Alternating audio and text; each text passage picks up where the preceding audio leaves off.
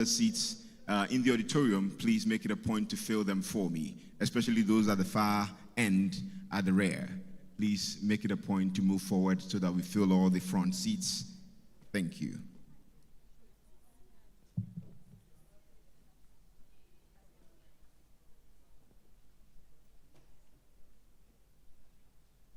Thank you so much. Well done. Well done.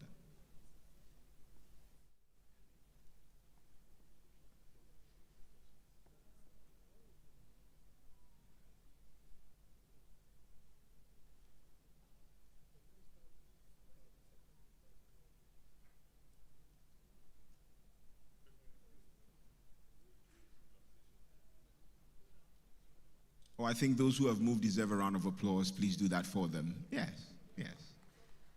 We can feel the excitement and the participation already this morning.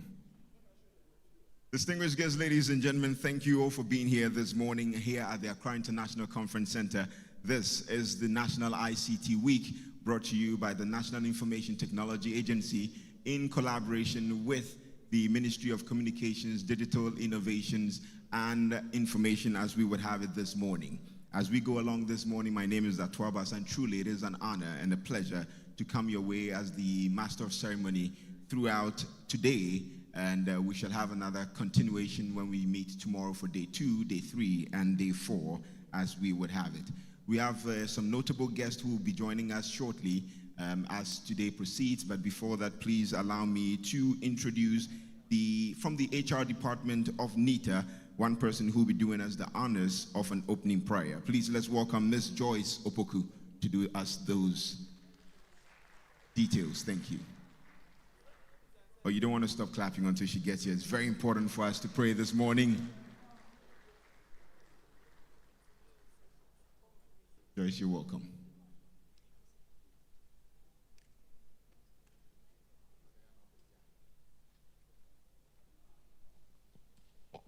Hello, let's pray. Our Father, in the name of Jesus, we thank you so much for today. We thank you for this gathering. Father, we even thank you for the National ICT Week 2025. Father, even as we begin this, we begin in the name of the Father, the Son, and the Holy Spirit. We thank you for the gift of technology and innovation, which is going to help us expand our nation. And above all, Father, we pray that you sit in the affairs of this week. As we begin this week, we pray for fruitful collaborations. We pray that together and collectively, we'll be able to expand this country in terms of digital technology. We thank you for a successful event throughout the day and throughout the week. In Jesus' name have we prayed. Amen. Amen. Thank you very much, Joyce. You want to put your hands together for Joyce while she takes her seat.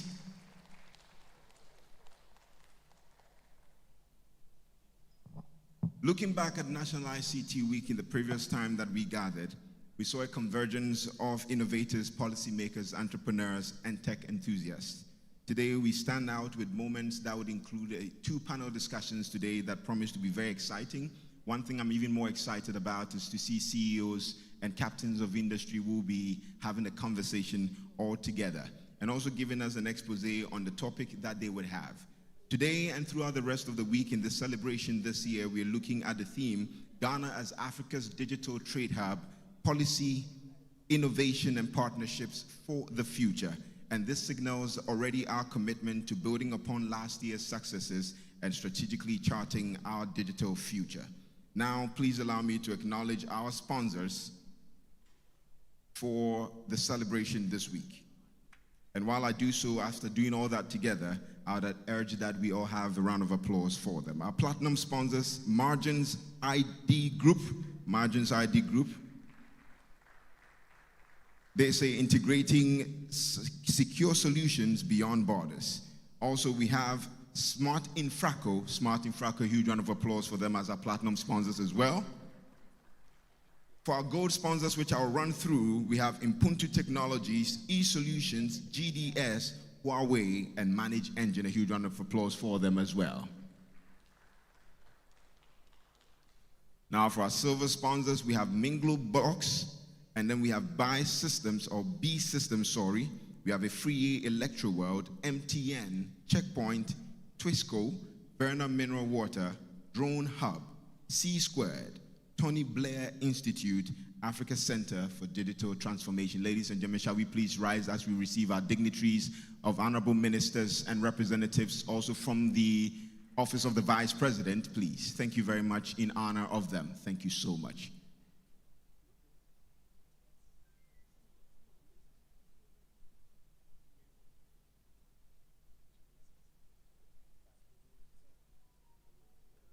As they take their seats, please, we shall also do same. Thank you very much.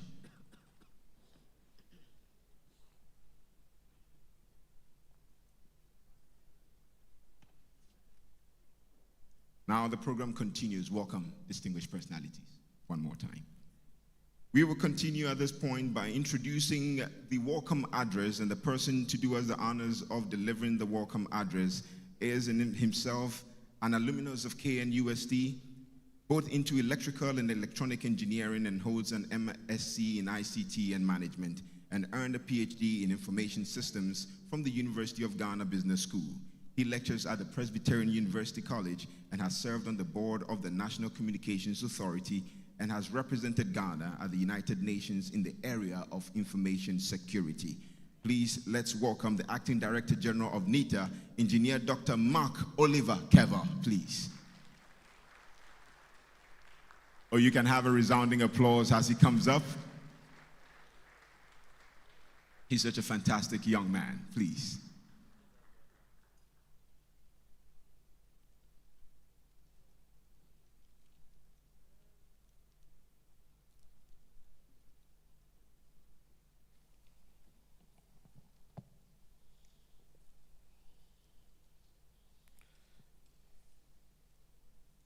Representative of Her Excellency, the Vice President of the Republic of Ghana, who happens to be my own father, political policy advisor to the Vice President and the board chair of Kuku Board, Honorable Dr. Ofosu-Ampofo, Honorable Deputy Minister, distinguished members of Parliament, our esteemed development partners, captains of the ICT industry, leaders of our ICT ecosystem, members of the media, ladies and gentlemen. It is with great honor and pleasure that I warmly welcome you to this year's National ICT Week celebration, organized by the National Information Technology Agency. We gather here at a pivotal moment in Ghana's digital transformation journey under a theme that resonates not only with our national priorities, but also with Africa's collective aspirations. And that is Ghana as Africa's digital trade hub, innovation, policy, and partnerships for the future. This year's celebration is designed to provide a rich platform for dialogue, collaboration, and forward-looking policies that will shape the digital future of our nation and continent. Ladies and gentlemen, kindly permit me to briefly walk you through the program outline, which has been carefully curated to drive impact. For today, that is day one, we open with a high-level ceremony being graced by the Office of Her Excellency, the Vice President, alongside distinguished leaders, partners, and ICT industry players who set the tone for the week. Today we'll continue with a thought-provoking panel discussion bringing together diverse voices to shape Ghana's digital trade future. Tomorrow, day two, will spotlight a historic moment for Africa's digital future as we unveil groundbreaking frameworks to cement digital trust in trade. From the launch of Africa PKI Consortium, paving the way for continental PKI adoption, to the introduction of Ghana's certifying authority, these milestones will redefine how we secure identities, verify transactions, and build trust and confidence across our digital platforms. Day 3 of this year's ICT Week dives into the future of digital trade in Africa, from powering e-commerce and mobile payments to strengthening logistics and collaboration platforms. Conversations will spotlight how SMEs can break into digital marketplaces, how AfTA can fuel Pan-African trade, and how fintechs innovations can scale across borders. The highlights of the day will be the launch of the e-commerce guidebook, which is a hands-on resource designed to help businesses and innovators navigate safe and successful digital transactions. On day 4, we put the spotlight on data, which is the lifeblood of digital trade. We will explore Ghana's National Data Exchange Platform, the National Data Governance Framework, and the power of artificial intelligence and machine learning in driving innovation. This session underscores our commitment to building data-driven policies and systems that empower citizens and fuel business growth. Ladies and gentlemen, this week is not only about conversations. It is about charting pathways for action, strengthening partnerships, and reinforcing Ghana's role as a continental leader in digital innovation and trade. Distinguished ladies and gentlemen, I cannot deliver this address without highlighting the central role of NITA, the leading implementing body for many of our digital transformation initiatives. NITA's mandate as a regulator and promoter of ICT in Ghana is to ensure that Ghana's digital ecosystem is secure, efficient, and inclusive. Over the past years, NITA has been instrumental in standardizing ICT infrastructure across MDAs, driving interoperability, and providing the technical backbone for e-government services. In alignment with our policy direction, NITA is, 1, rolling out the National Data Exchange Platform to facilitate seamless and secure data sharing across government and with the private sector, reducing duplication and enabling citizen-centric services. 2, NITA is operationalizing the Ghana Digital Trust Framework as a critical step in building confidence in digital identities, secure authentication, and trusted transactions for both government and private platforms. And 3, strengthening ICT regulations.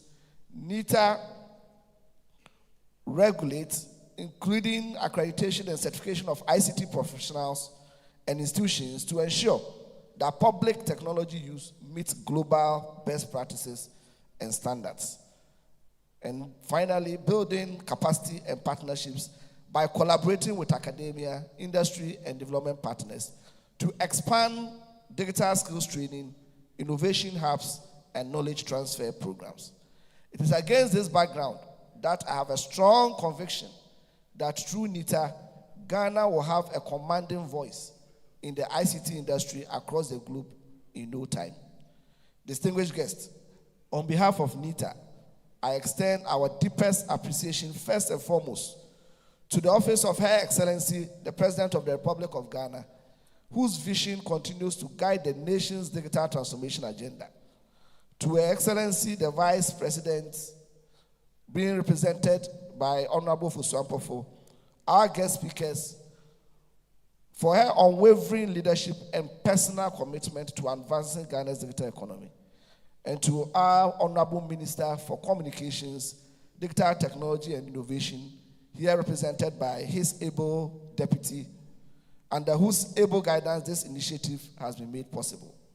We are equally grateful to our development partners, industry stakeholders, and all participants who have joined us for this important gathering. Your presence and contributions will undoubtedly enrich the discourse and the outcomes of this event. Together, let us commit to building an inclusive, trusted, and innovative digital economy that benefits all Ghanaians and Africans. I once again welcome you warmly, and I look forward to a fruitful and impactful National ICT Week. Thank you very much. Ladies and gentlemen, Dr. Kevo. Thank you very much, Doc. Another round of applause for Dr. Kevo this morning. After a warm welcome address that we have received, it is important this morning to set the tone and the context for why we're here by going through the theme of the year and together looking at NITA's role in ICT development here in Ghana. Now, to do that is one person representing the board chair of NITA, who is herself a stalwart when it comes to being recognized as a very respected woman when it comes to technology. After leading Google and starting Busy Internet here in Ghana, she has sent somebody also very capable to represent her this morning to speak on her behalf. Ladies and gentlemen, a board member of NITA, let's welcome Alan Bear Saw. Thank you.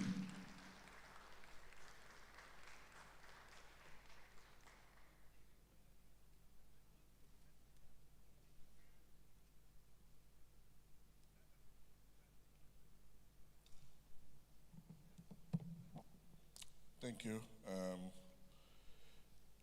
The representative of His Excellency the Vice President of the Republic of Ghana, Honorable Minister of State, my esteemed board members, all protocols observed. I read on behalf of our board chair. It's a great honor and profound humility to be part of this historic event of the National ICT Week celebration. On behalf of the board, the management, and the staff of NITA, I extend to you appreciations of our presence, unwavering support for Ghana's digital transformation agenda. The National ICT Week has become a platform of convergence where government, industry, academics, innovators, citizens come together to reflect on the progress made in the digital economy. We share ideas, we chart the way forward for inclusive growth and development. Ladies and gentlemen, and I can proverb reminds us that in Sambaku, Enkra Adisia, which to which one hand cannot lift a load. I hope I did that well. In the same way, Ghana's ambition becomes Africa's digital trade hub, cannot be carried by the government alone. It requires innovation, it requires good governance, and strong partnerships.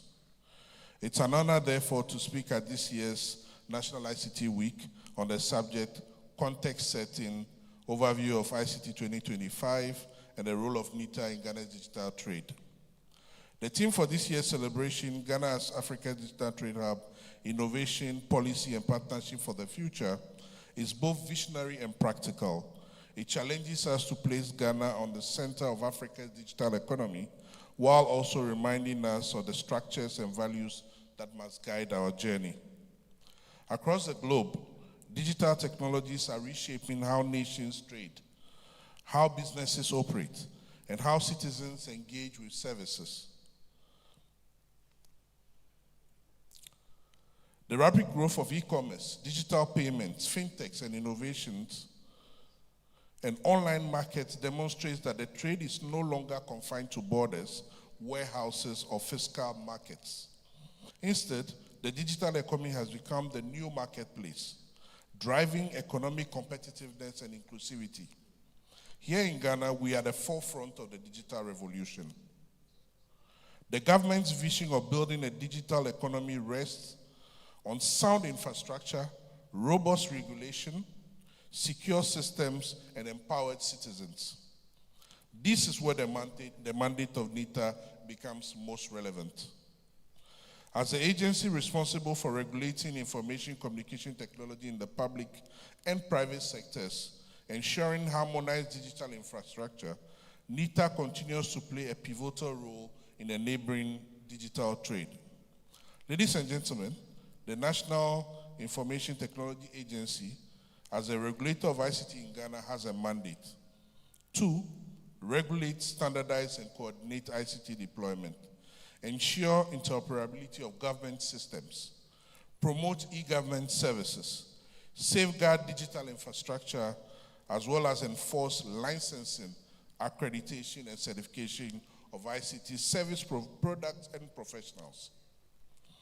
These regulatory functions are anchored in corporate governance, best practices of accountability, transparency, stakeholder engagement, ethical leadership, and sustainability.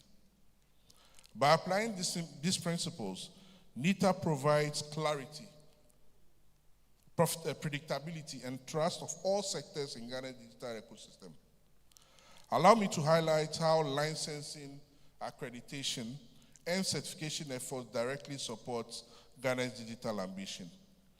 So on licensing ICT service providers, by licensing these providers, NITA ensures that only credible, qualified entities deliver ICT services, thereby reducing risk to business and citizens. This strengthens investor confidence and protects users in the digital trade space. Accrediting ICT products and solutions.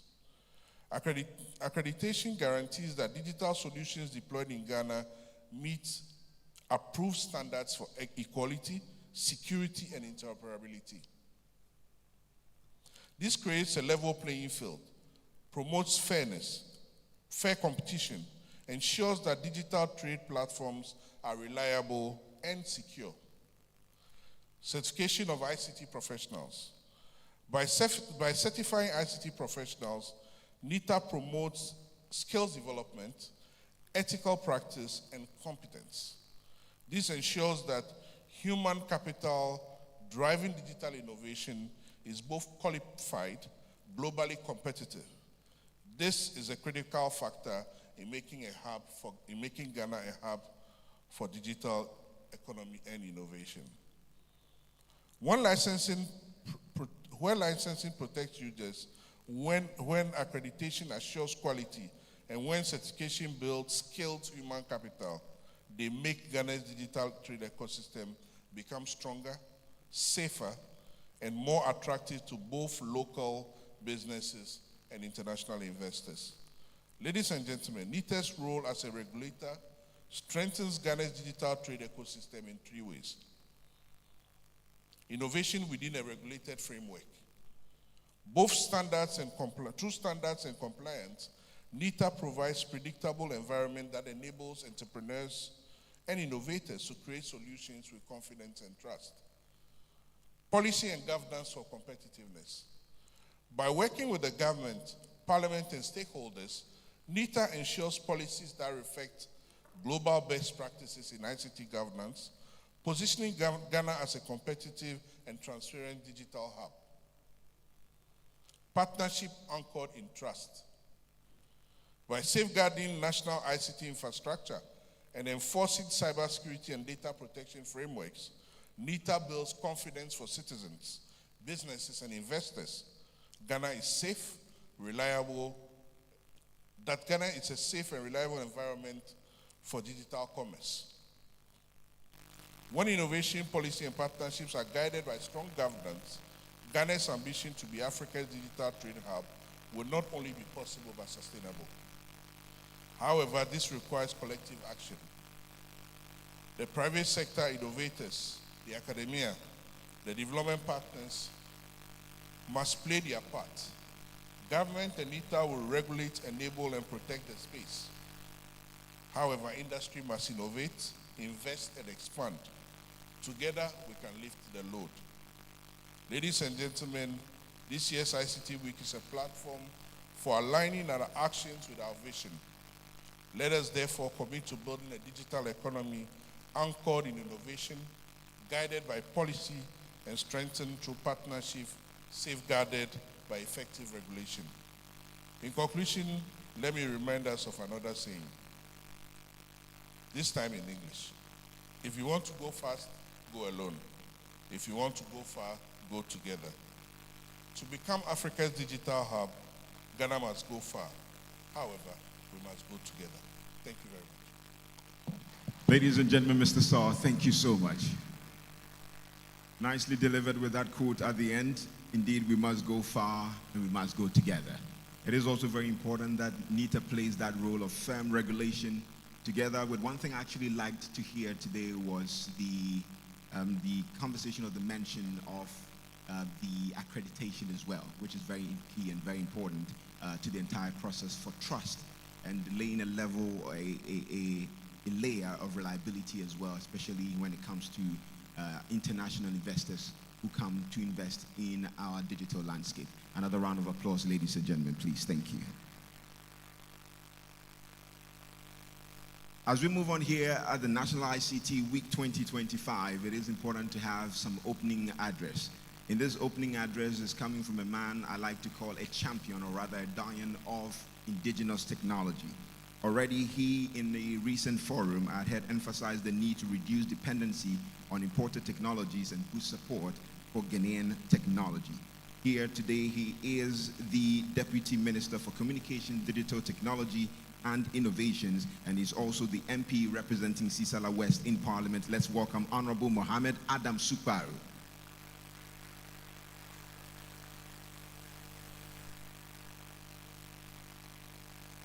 Honorable Suparu, you're welcome.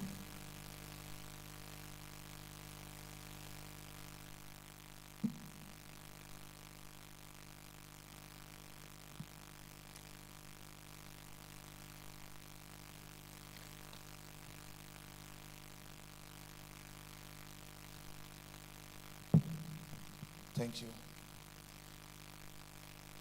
The representative of Her Excellency, the Vice President, Dr. Sherman Ofosu Ampafo, my own father, the representative of the board, chairperson of NITA, invited guests, all protocol duly observed. It is a great honor to stand before you today at this year's National ICT Week celebration. A momentous occasion that brings together innovators, policy makers, entrepreneurs, and partners from across the country and beyond. This year's theme, and I quote, Ghana as Africa's digital trade hub, innovation, policy, and partnership for the future, unquote. It's not only timely, but also visionary. In a rapidly digitizing world, the future of trade is digital. And Ghana, which is strategic location, vibrant youth population, and growing tech ecosystem, is uniquely positioned to lead Africa into this future. The representative of Her Excellency, the Vice President, distinguished ladies and gentlemen, innovation is the heartbeat of digital transformation. Across Ghana, we are witnessing a surge in tech startups, fintech solutions, e-commerce platforms, and digital services that are reshaping how we live, how we work, and how we trade. From Accra to Tamale, young Ghanaians are building apps, coding solutions, and creating digital products that solve real problems. Government is committed to nurturing this innovation through initiatives like the 1 Million Coders Program, Ghana Tech Lab, and Accra Digital Center, and support for STEM education. We are laying the foundation for a knowledge-based economy. We must continue to invest in digital skills, research and development, and innovation hubs to ensure that Ghana remains at the forefront of Africa's digital revolution. Innovation flourishes in an environment built on sound policy and regulation. Recognizing this, the Ministry of Communication, Digital Technology and Innovation, in collaboration with key stakeholders, has been working diligently to craft policies that drive digital inclusion, strengthen cybersecurity, safeguard data, and expand e-commerce. At the next sitting of Parliament, we will we will be presenting a number of legislations aimed at making Ghana's digital ecosystem future-proof. Key among these is the Innovation and Startup Bill, designed to create a supportive environment for startups and innovation-driven enterprises through legal and financial incentives, capacity building, and streamlined processes. In addition, we are reviewing the NITA legislation to transform NITA into a strong, independent digital regulator and enabler capable of spearheading Ghana's ambition of becoming Africa's digital trade hub. This reform will expand NITA's regulatory mandate, modernize its infrastructure, and equip it with resources to effectively coordinate the country's digital agenda. Through NITA, we will not only digitize government services, but also lay the foundation for private sector innovation, fintech, and also SME participation in e-commerce and cross-border digital trade. These efforts are anchored in our digital economy policy framework, which ensures Ghana's digital transformation remains inclusive, secure, and sustainable. Moreover, we are aligning our policies with continental initiatives such as the African Continental Free Trade Area, AFTA, which presents Ghana with a golden opportunity to position itself as the digital gateway for intra-African trade. To fully harness this opportunity, we must continuously refine our policies, harmonize standards, and eliminate barriers that hinder innovation and investment, ensuring that Ghana's digital economy thrives on both national and continental level. Ladies and gentlemen, let me emphasize one critical point.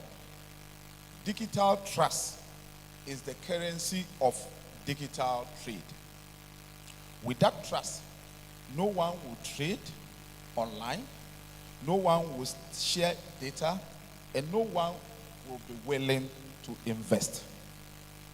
I am therefore, on behalf of the Minister for Communication, Digital Technology and Innovation, Honorable Samuel Nate George, directing NITA, the National Communication Authority, the Cyber Security Authority, and the Data Protection Commission to intensify collaboration in building a national digital trust framework, one that guarantees security, privacy, consumer protection, and working across platforms. This is not negotiable. It is a national imperative. NITA is also leading a national agenda for implementation and adoption of policy key infrastructure in our digital ecosystem. Policy key infrastructure is the backbone for authentication and authorization for all the digital platforms we are building as a nation. Within this week's activity, the certified authority, the regulator for policy key infrastructure, which is part of NITA's regulatory mandate, will be officially unveiled.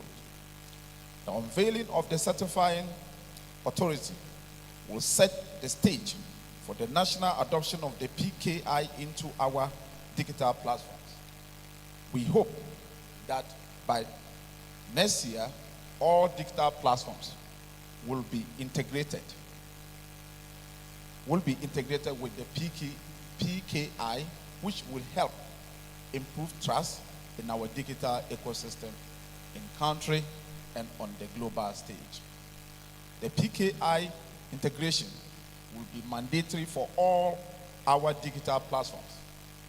I will therefore advise all government entities that own and operate critical digital platforms on behalf of government to start engaging NITA for the plan rollout. The private sector will equally have to follow suit because this is now going to be an architectural requirement for our digital platform as a country. Ladies and gentlemen, no country can build a digital future alone. Partnerships are essential between government and private sector, academia and industry, local and innovators, and global tech giants. We are proud that over the years, we have collaborated with international development partners, regional bodies, and tech companies to build infrastructure, share knowledge, and scale solutions. Recently, we have signed a memorandum of understanding with the UAE to establish the Ghana UAE Innovation Hub. We invite more partners to join us in this journey, whether it is investing in broadband infrastructure, supporting digital literacy program, or co-creating platform for trade. Your contribution is very vital.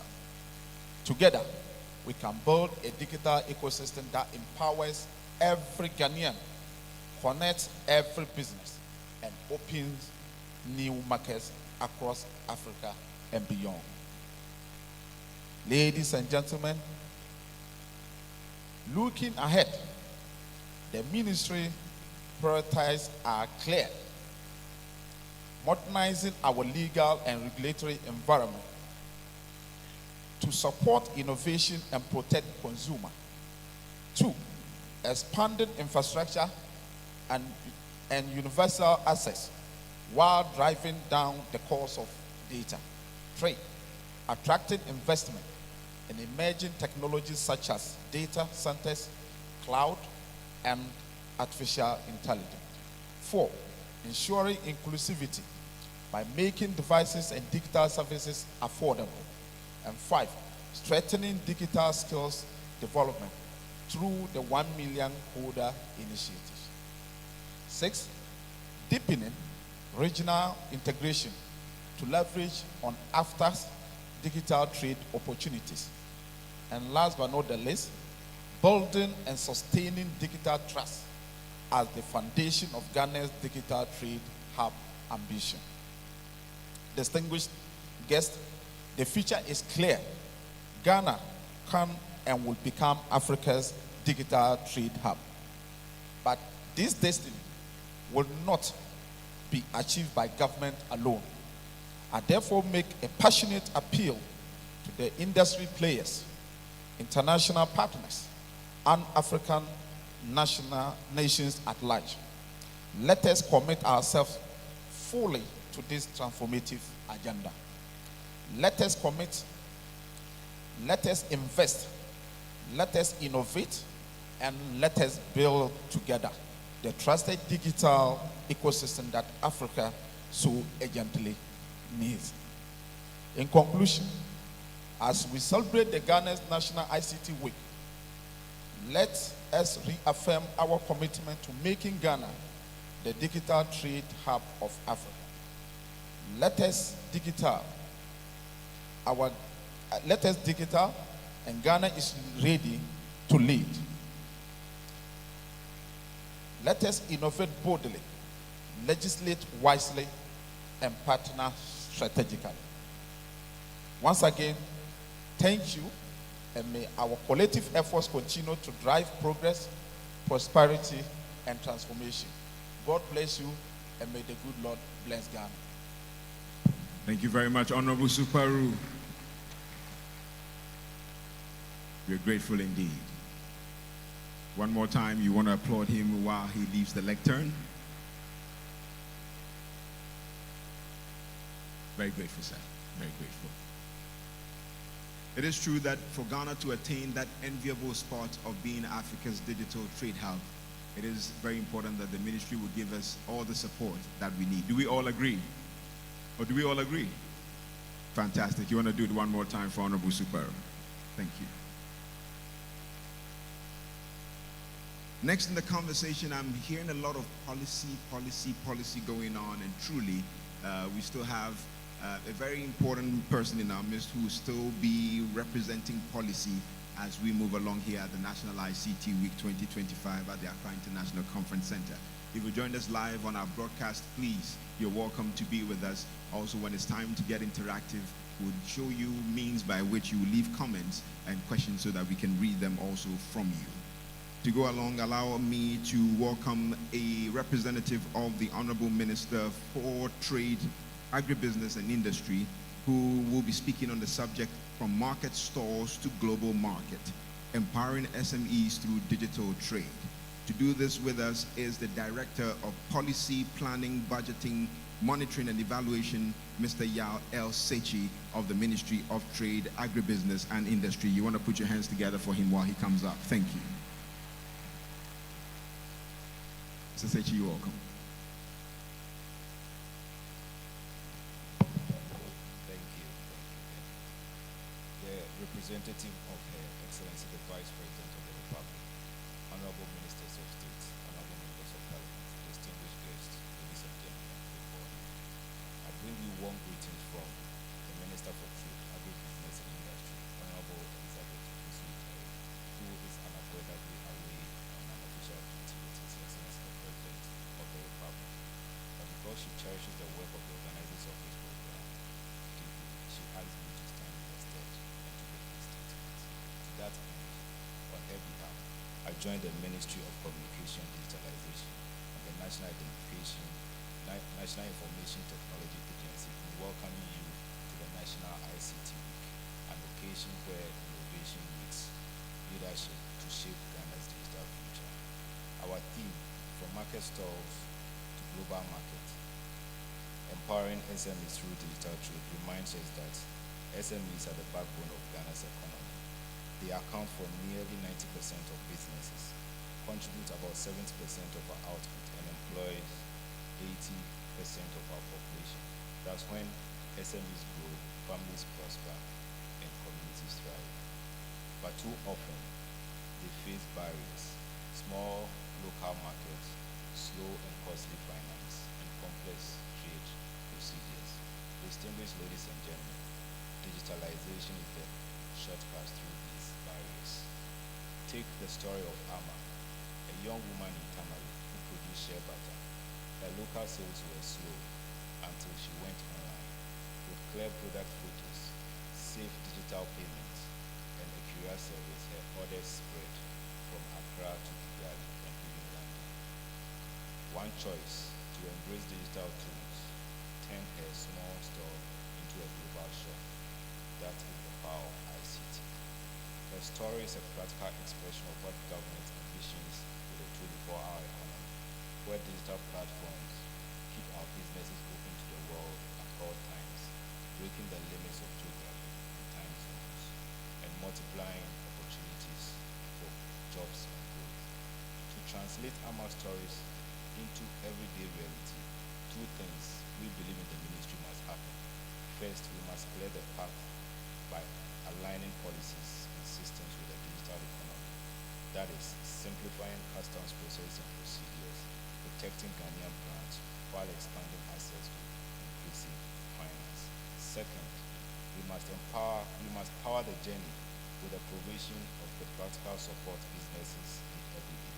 That is, affordable working capital, reliable courier services, safe payment systems, strong digital skills, and wider, cheaper internet access. These interventions are at the heart of government's research agenda, which is about making our economy more reliable, efficient, sustainable, equitable, and transformational. Distinguished ladies and gentlemen, this national effort sits inside a bigger African opportunity. As the host of the Secretariat of the African Continental Free Trade Area, AFTA, Ghana carries both responsibility and advantage. AFTA is joining our markets together, more than 1 billion customers and a multi-trillion-dollar economy. We are aligning our trade systems with AFTA's digital trade framework, pushing for clear and similar rules on e-commerce, data, and consumer protection across member states, while helping Ghanaian SMEs plug into AFTA programs that build export readiness. Our aim is not just for our SMEs to take part in the digital trade, but to lead in Africa's trade revolution. To keep these efforts coordinated, we are happy to know that government, through the Ministry of Communication and Digitalization, is guided by the newly launched National E-commerce Strategy, a practical movement to harness digital platforms for SMEs. The strategy focuses on building digital skills for small businesses, improving delivery so that orders arrive on time, promoting secure digital payment so that buyers and sellers trust the system, and encouraging investment in warehousing, delivery hubs, and cross-border platforms. In short, with this strategy, we are moving from the usual rhetoric to action. Distinguished and government on our part will stay focused on enabling policies, regulatory clarity, and targeted support programs. When these actors move in alignment, the ecosystem becomes stronger than the sum of its parts, and the result becomes tangible. Share cooperative in Tamale, fulfilling European orders with guaranteed payments. A designer in Accra selling directly to Johannesburg on an after-ready platform. A cocoa processor in Kumasi using smart routing to deliver to Dubai faster and at lower cost. With the right tools, finance, logistics, and trust, this is within our reach. Distinguished ladies and gentlemen, ICT is now the new route for trade. If we focus on three simple results, less time, lower costs, and more trust, we will shorten the journey from idea to income for every Ghanaian entrepreneur. So today, on behalf of the Honorable Minister for Trade, Agribusiness and Industry, I call on SMEs to start now. Choose one product, one platform, and one market.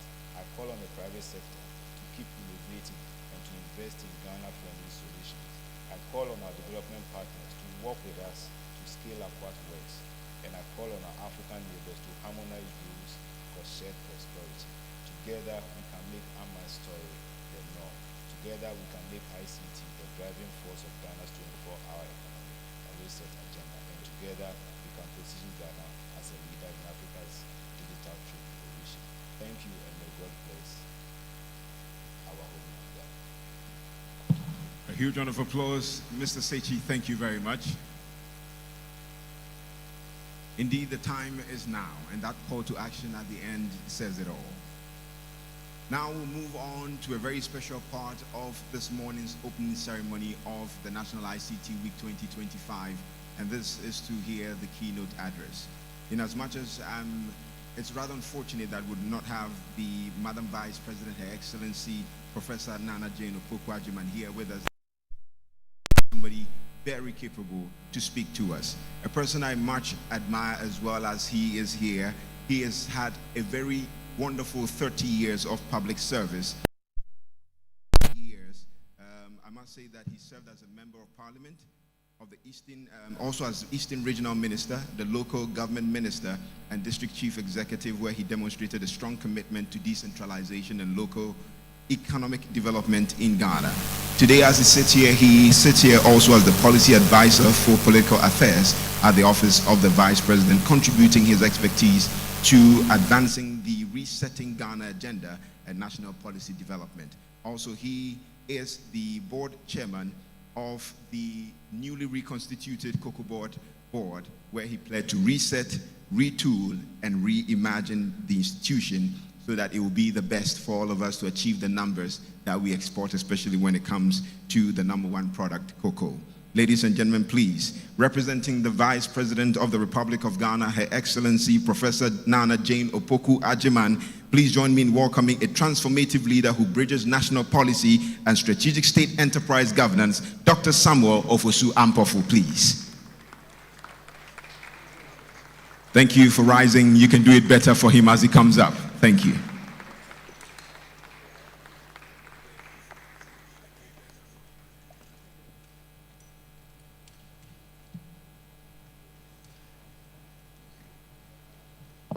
And take your seats.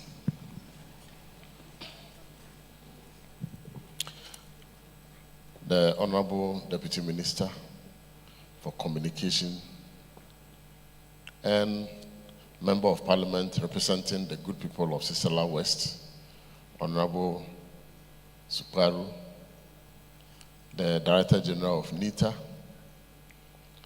and representative of the Minister for Trade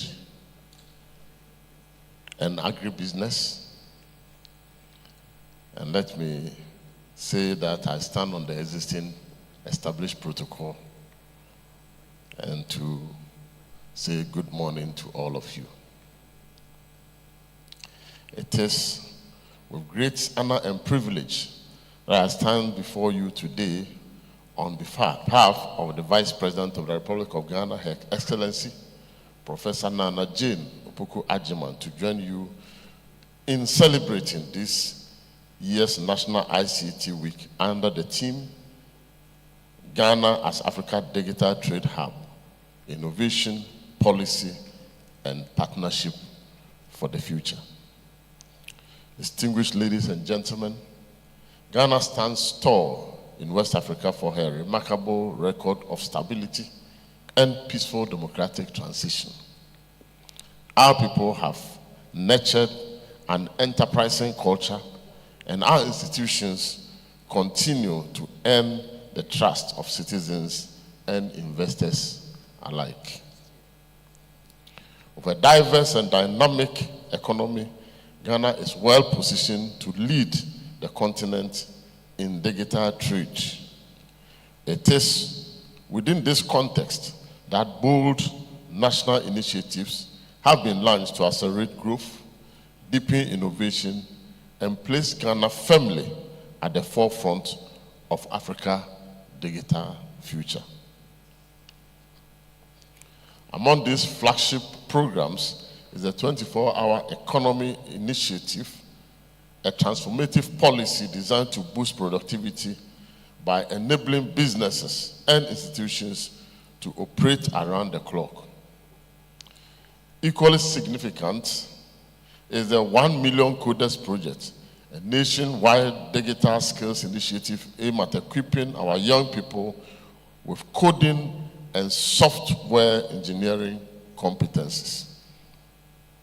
This program will empower Ghanaian youth to contribute directly to our ambition of becoming Africa's premier digital trade hub, especially within the framework of the Africa Continental Free Trade Area, AFTA, whose headquarters proudly resides here in Accra. At the same time, government is investing in digital infrastructure and services to connect every Ghanaian. We are rapidly expanding our national fiber optics backbone and broadband network, ensuring that high-speed internet reaches schools, hospitals, businesses, homes across the country. This is closing the urban-rural digital divide and unlocking new opportunities for inclusive growth.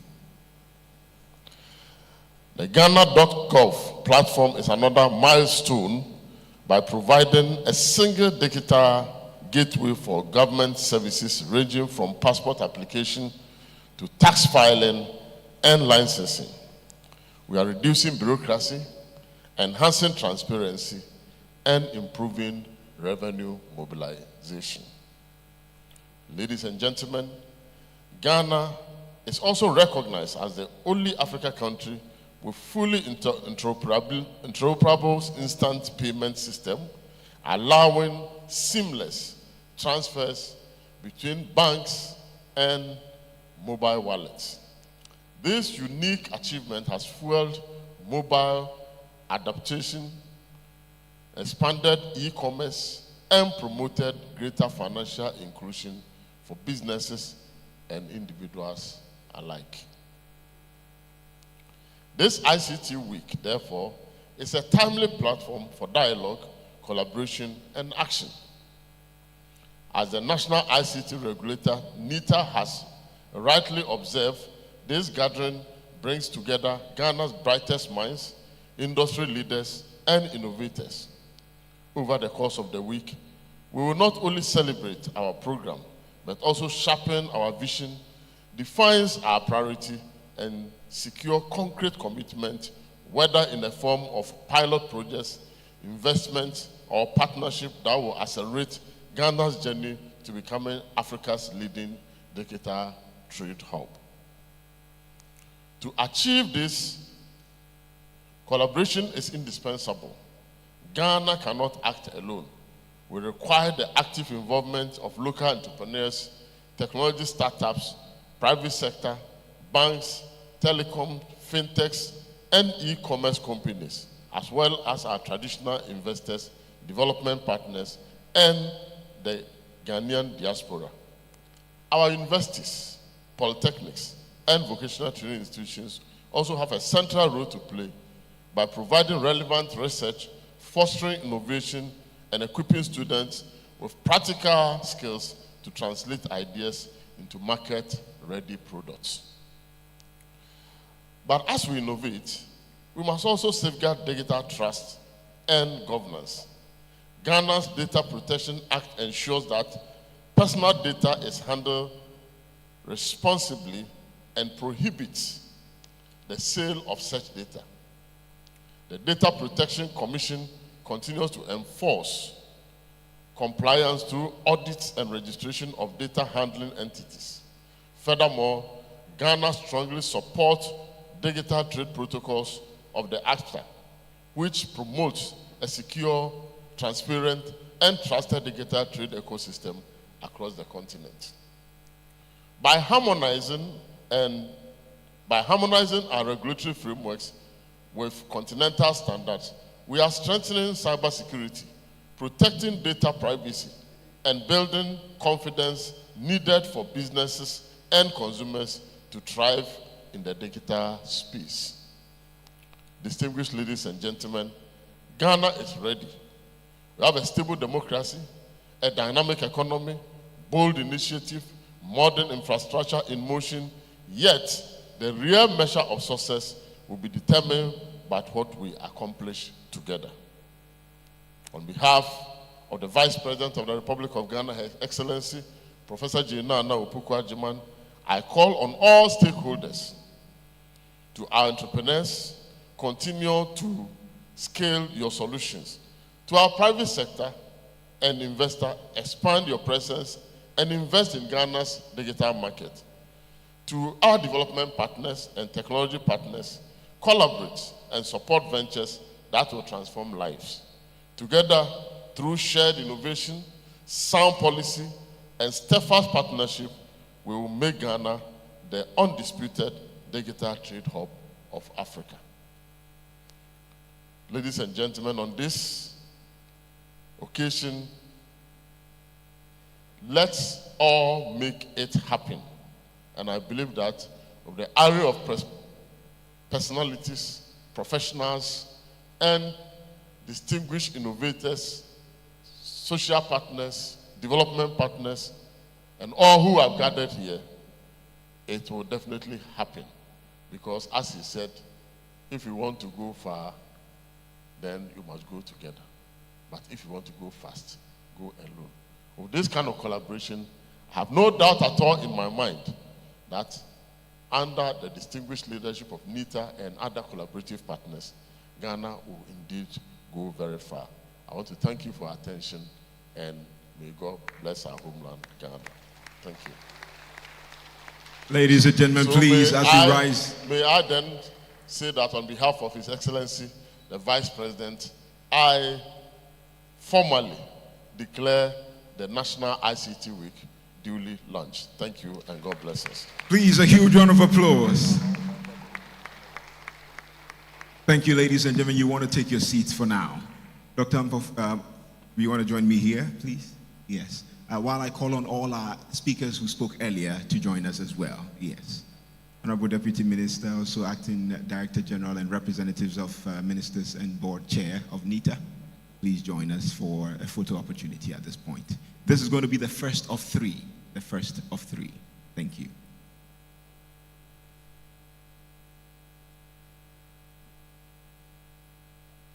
As today, this week's conference is duly open, This is a representation of the conference, especially in this opening part. Thank you.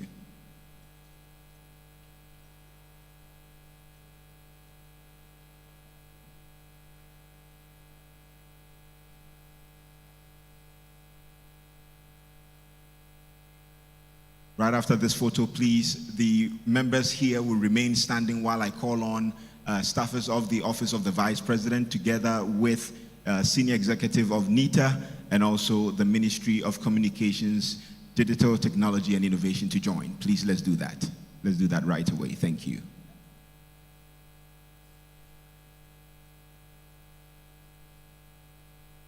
Oh, as they come, you want to appreciate these ones that I've not been able to acknowledge.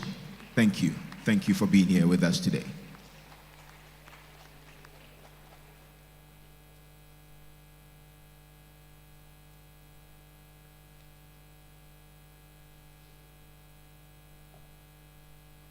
And in the next set of photo, we would have CEOs who are here to have a very rich dialogue right after the break. Please, you join as well. Thank you. Also with other panel members, panelists, together with moderators who will be here today as well, you join together with CEOs after this photo. Thank you. Shall we do that? Please remain standing. Please remain standing. Let's have CEOs, distinguished CEOs who are here, together with the second panel, with their moderator as well. Please join us. The CEOs have some swag in their work. Yeah. I like that.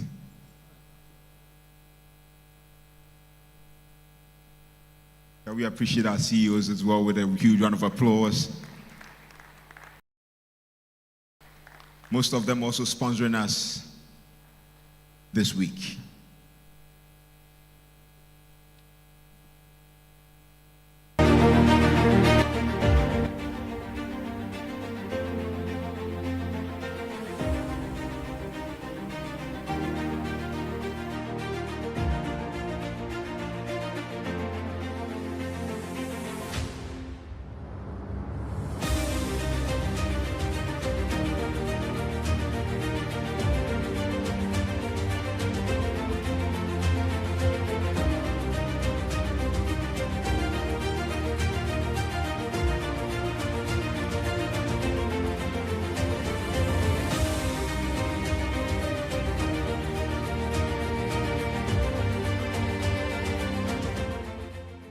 A.m. and we'll start the next session with Kwampa, who are here and have been playing some very good music as well. Thank you so much, Kwampa. Another round of applause for Kwampa in the corner. Thank you so much. So we'll reconvene at 11 a.m. exactly. Thank you.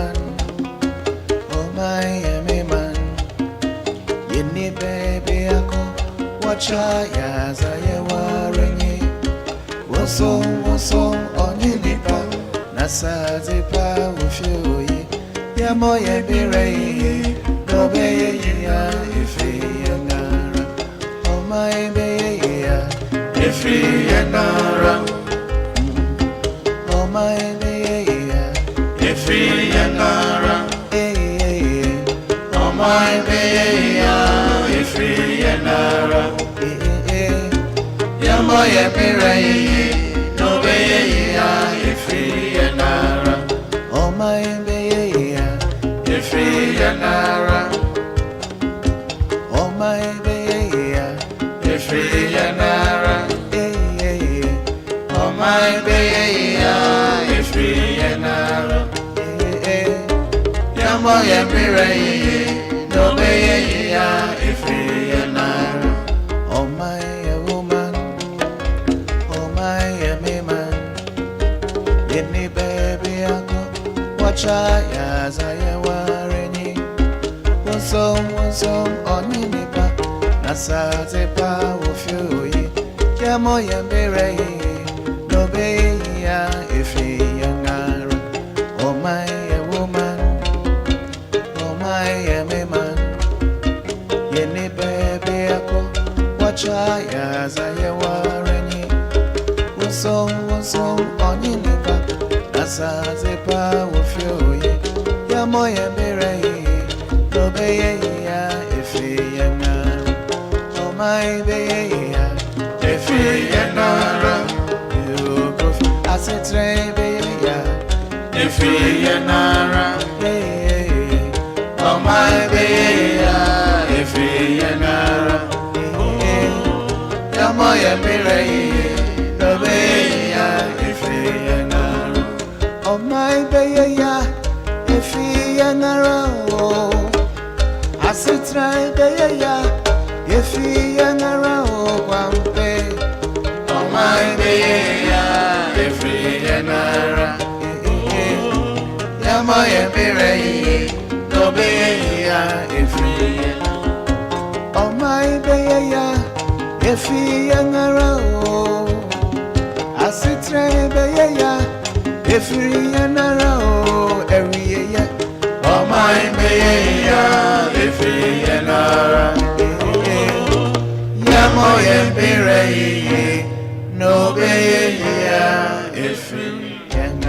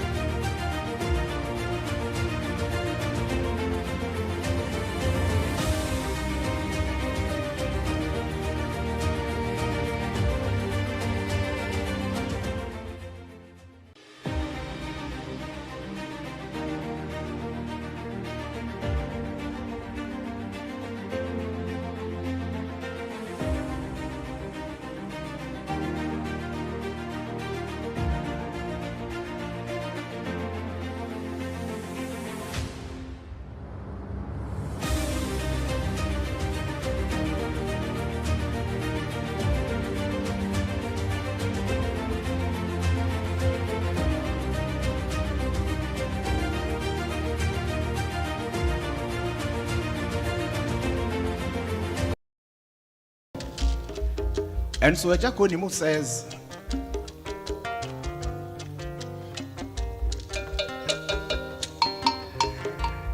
let me tell you this one. When Nana Kwame Ampadu was a child, he was the one who was sent to deliver his father's food. And on the way to deliver his father's food, he will push the lid, the cover, and he will look at the meat on his father's food. And he will compare it to the meat on his own food as a small boy. He realized that his father had lots of meat on his food. And so he wished he were all grown, so he will also have plenty meat on his food. When he was all grown, he realized that adulthood was not just about plenty meat on your food, but it came with a whole lot of responsibilities. And that was when he wrote this song, Obra Life. So enjoy this one, Nana Kwame Ampadu, Obra Life. T. Onipane obereya, onipane obereya. Ye boni sene, akoko pepe biatono. Ajise onoa o, onoa o, obera, anywara. Onipane obereya, onipane obereya. Ye boni seni akoko pepe biatono. Ajise onua o, onua o, obera anywara. Nana Kwame Ampadu say Obra, Obra, Obra anywara. Vampire say Obra, Obra, yeah, Obra anywara.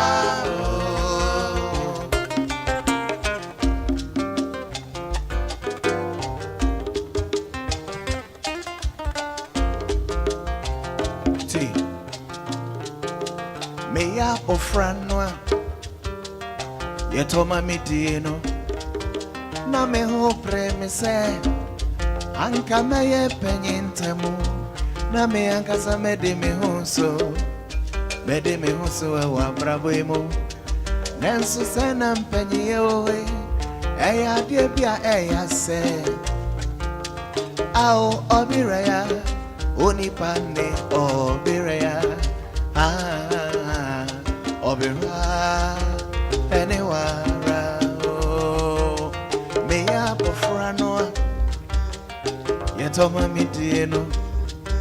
Na me ho premise anka me ye penyintemu. Na me akasa me de me ho so e wa brabo. Nensu se na mpenye owe eya die bia eya se ao obireya onipane obireya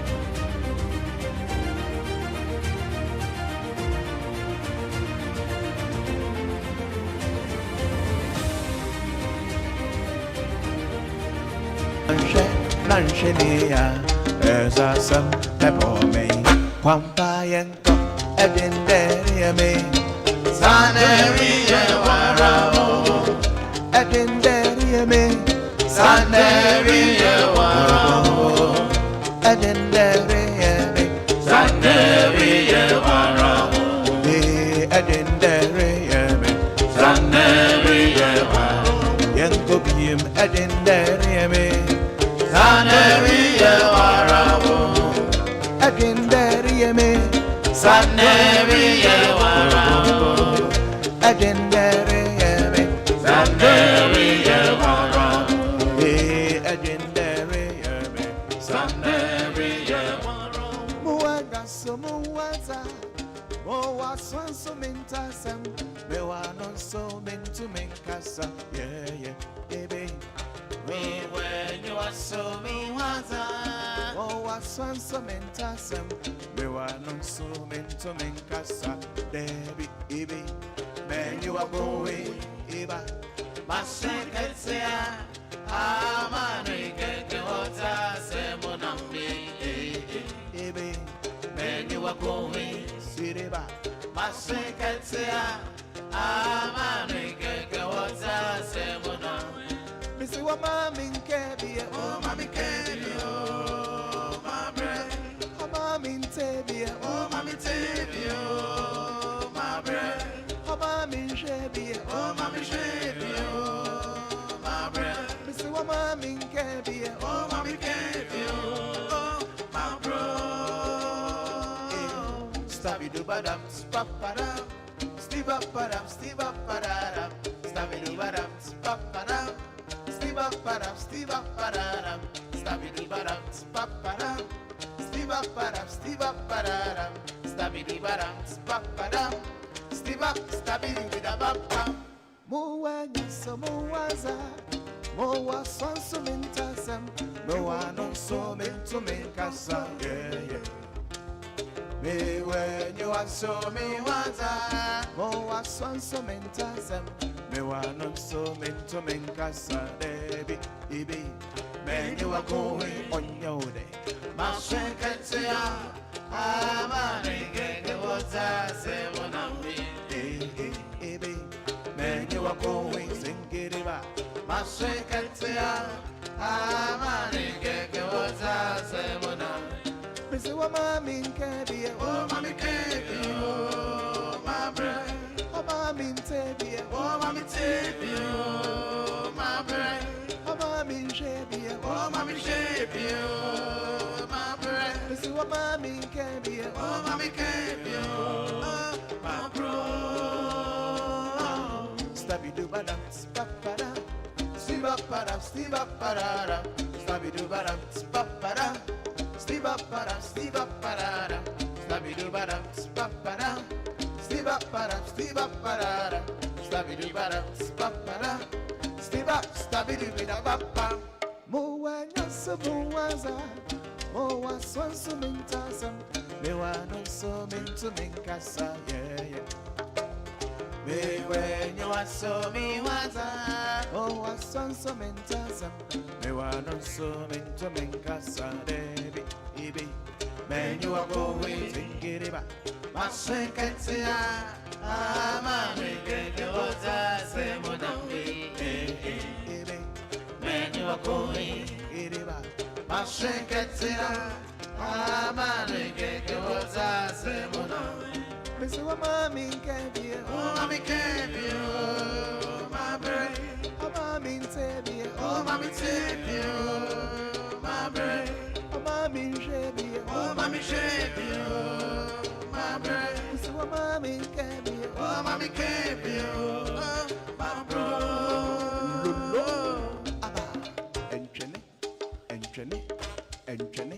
on your day. Enchene, on your day.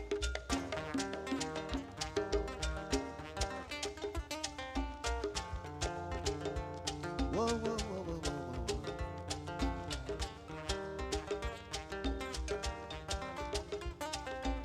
Old time tunes, high life. See what? Yet the nampabo. yede nampabo akaje fu amorengeto yede nampabo kwampayanga yede nampabo akaje fu amorengeto yede nampabo yede nyompabo yede nyompaba akrache fu amutie nyom yede nyompabo pampayanga yede nampabo akache fu amorengeto yede nampabo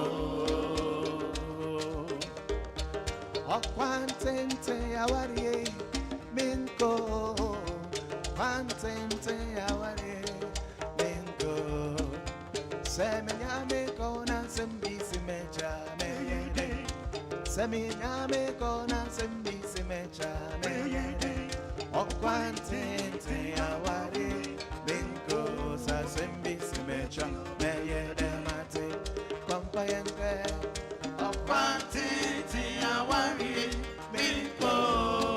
Okwantente awari minko. Seminyame kona sembisi mecha meyede. Seminyame kona sembisi mecha meyede. Okwantente awari minko sembisi mecha meyede. Oyonkwo si wakuo sewa etu etre. Kwankwa meets my bubwana ye. Ichimi bolto kewo minyada. Jaya de warrior. Singiriba. Aye, samemite aye. Samajia sia o mama samim papuatia. Ochena me bum. Singiriba. Aye, samemite aye. Samajia sia o mama samim papuatia. Ochena me bum. Asante Ford yeni.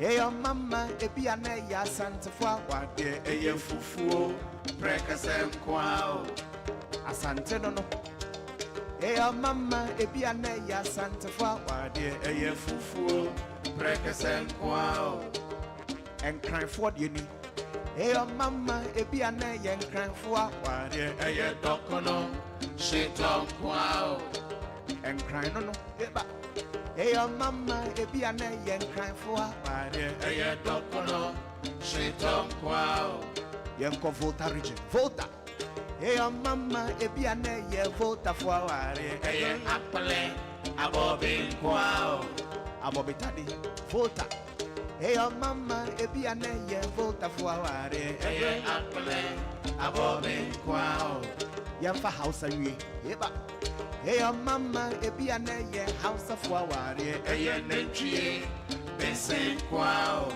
ewie kiba aye zamerite aye samanya sia mama semempa kwatia ochina mebo.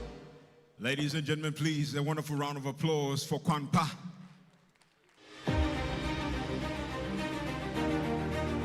Interesting while they started with the song of Rap when they started playing it. I really enjoyed that one. If truly Ghana is going to be Africa's digital trade hub, we can put our things right. That future will be strongest and bright. While we're here, we wish you the National ICT brought to you by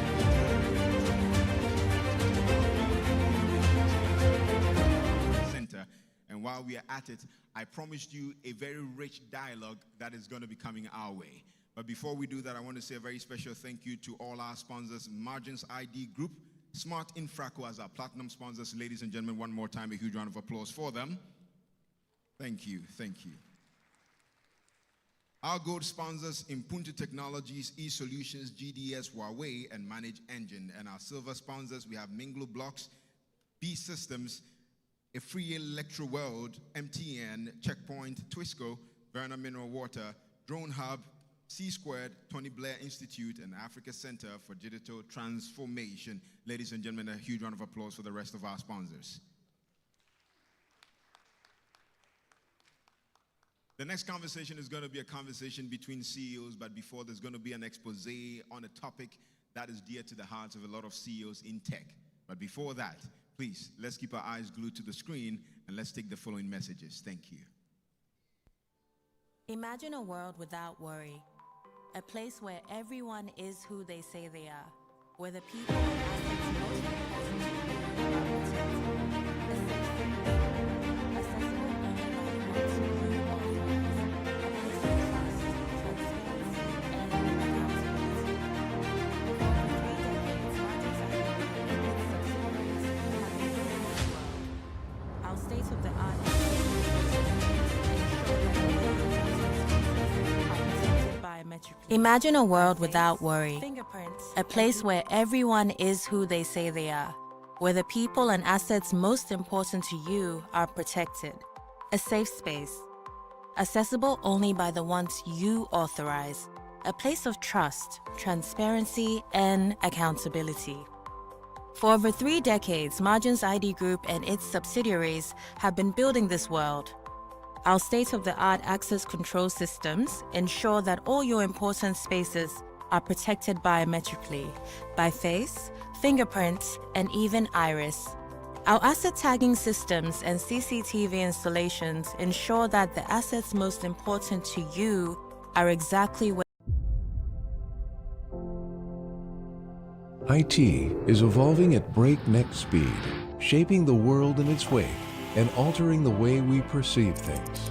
IT is pulsing at the heart of today's business and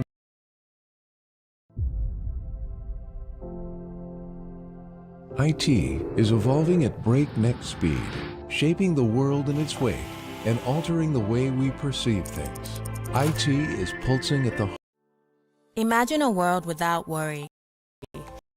But in use by tens of millions of Ghanaians across the globe as their most trusted identity document. The non-citizen Ghana card, in use by hundreds of thousands of non-citizens living in Ghana.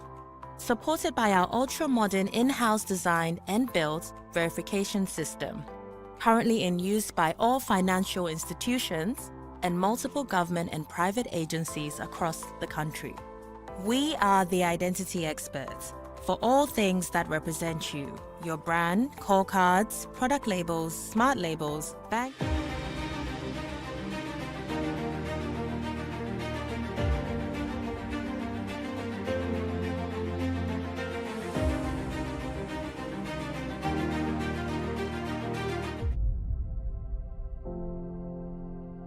IT is evolving at breakneck speed, shaping the world in its wake and altering the way we perceive things.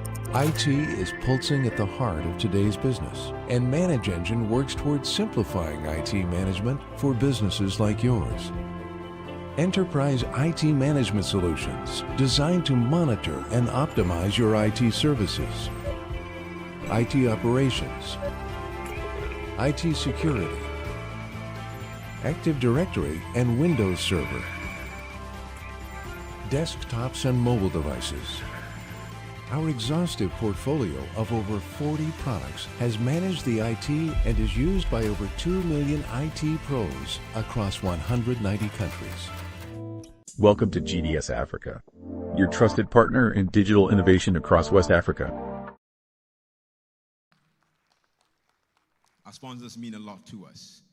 Continuing, let me bring you a roundtable discussion on the topic Public-Private Partnership for Digital Trade.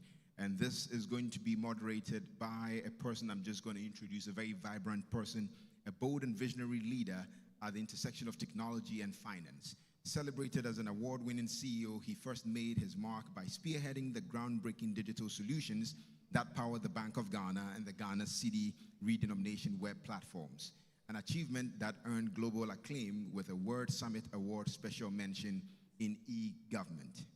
Today, he brings that same pioneering spirit to the boardroom where he shapes strategic direction, strengthens governance, and champions innovation across Ghana's banking, financial, and technology sectors.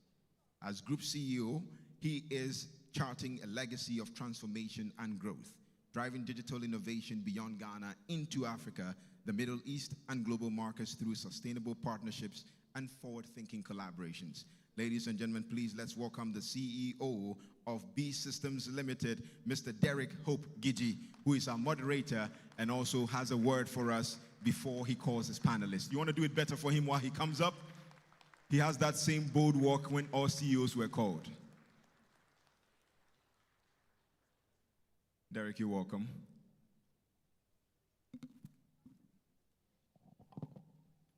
Hi.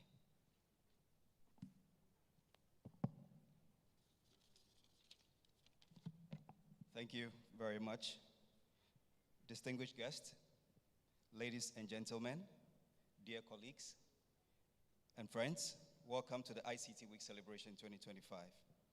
My name once again is Derek Hope Gidji, and I'm the Group CEO of B Systems.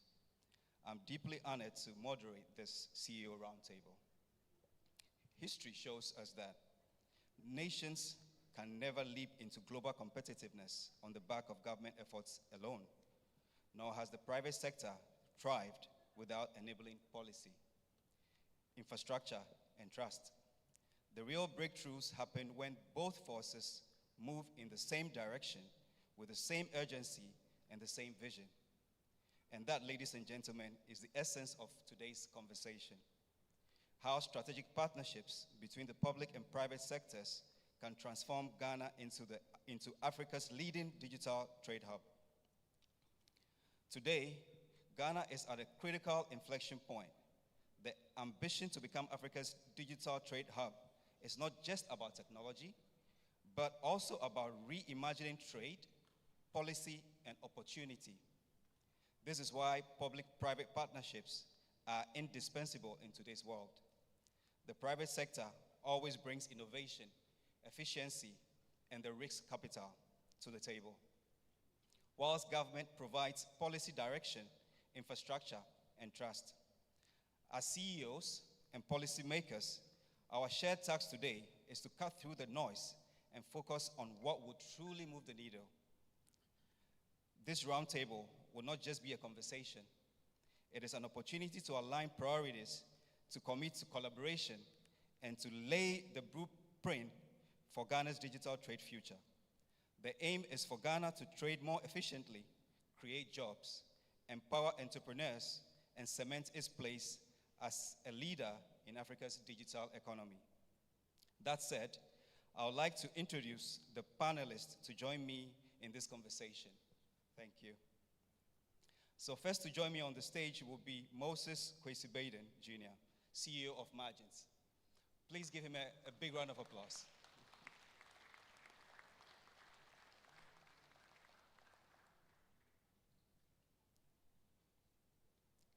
Also to join us on stage is Seth Chum Akwabwa, CEO of AGI. Yes. Yeah, all right. Also to join us today is Joseph Quarantine, MD, Digital Realty Ghana.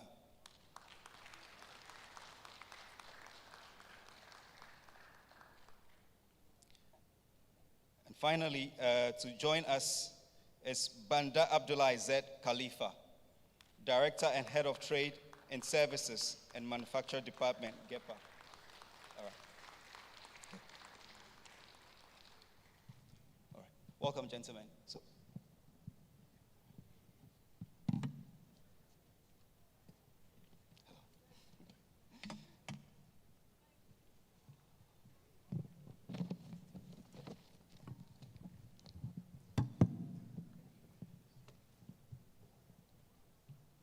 Welcome once again, gentlemen, and thank you so much for being able to make it for this very important discussion.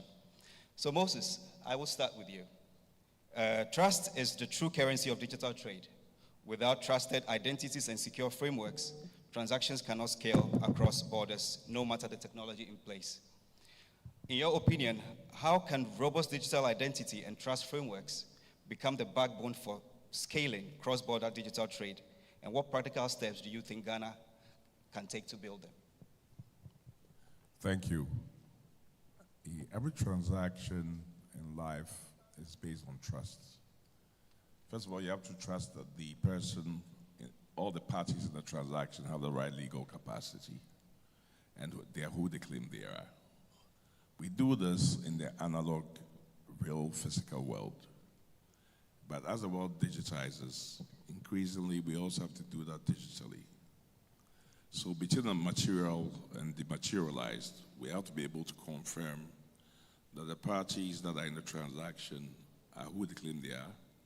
They have the right legal status to be in that transaction, and that they are not being impersonated by people with digital masks, and that the platforms on which they are conducting is safe and certified,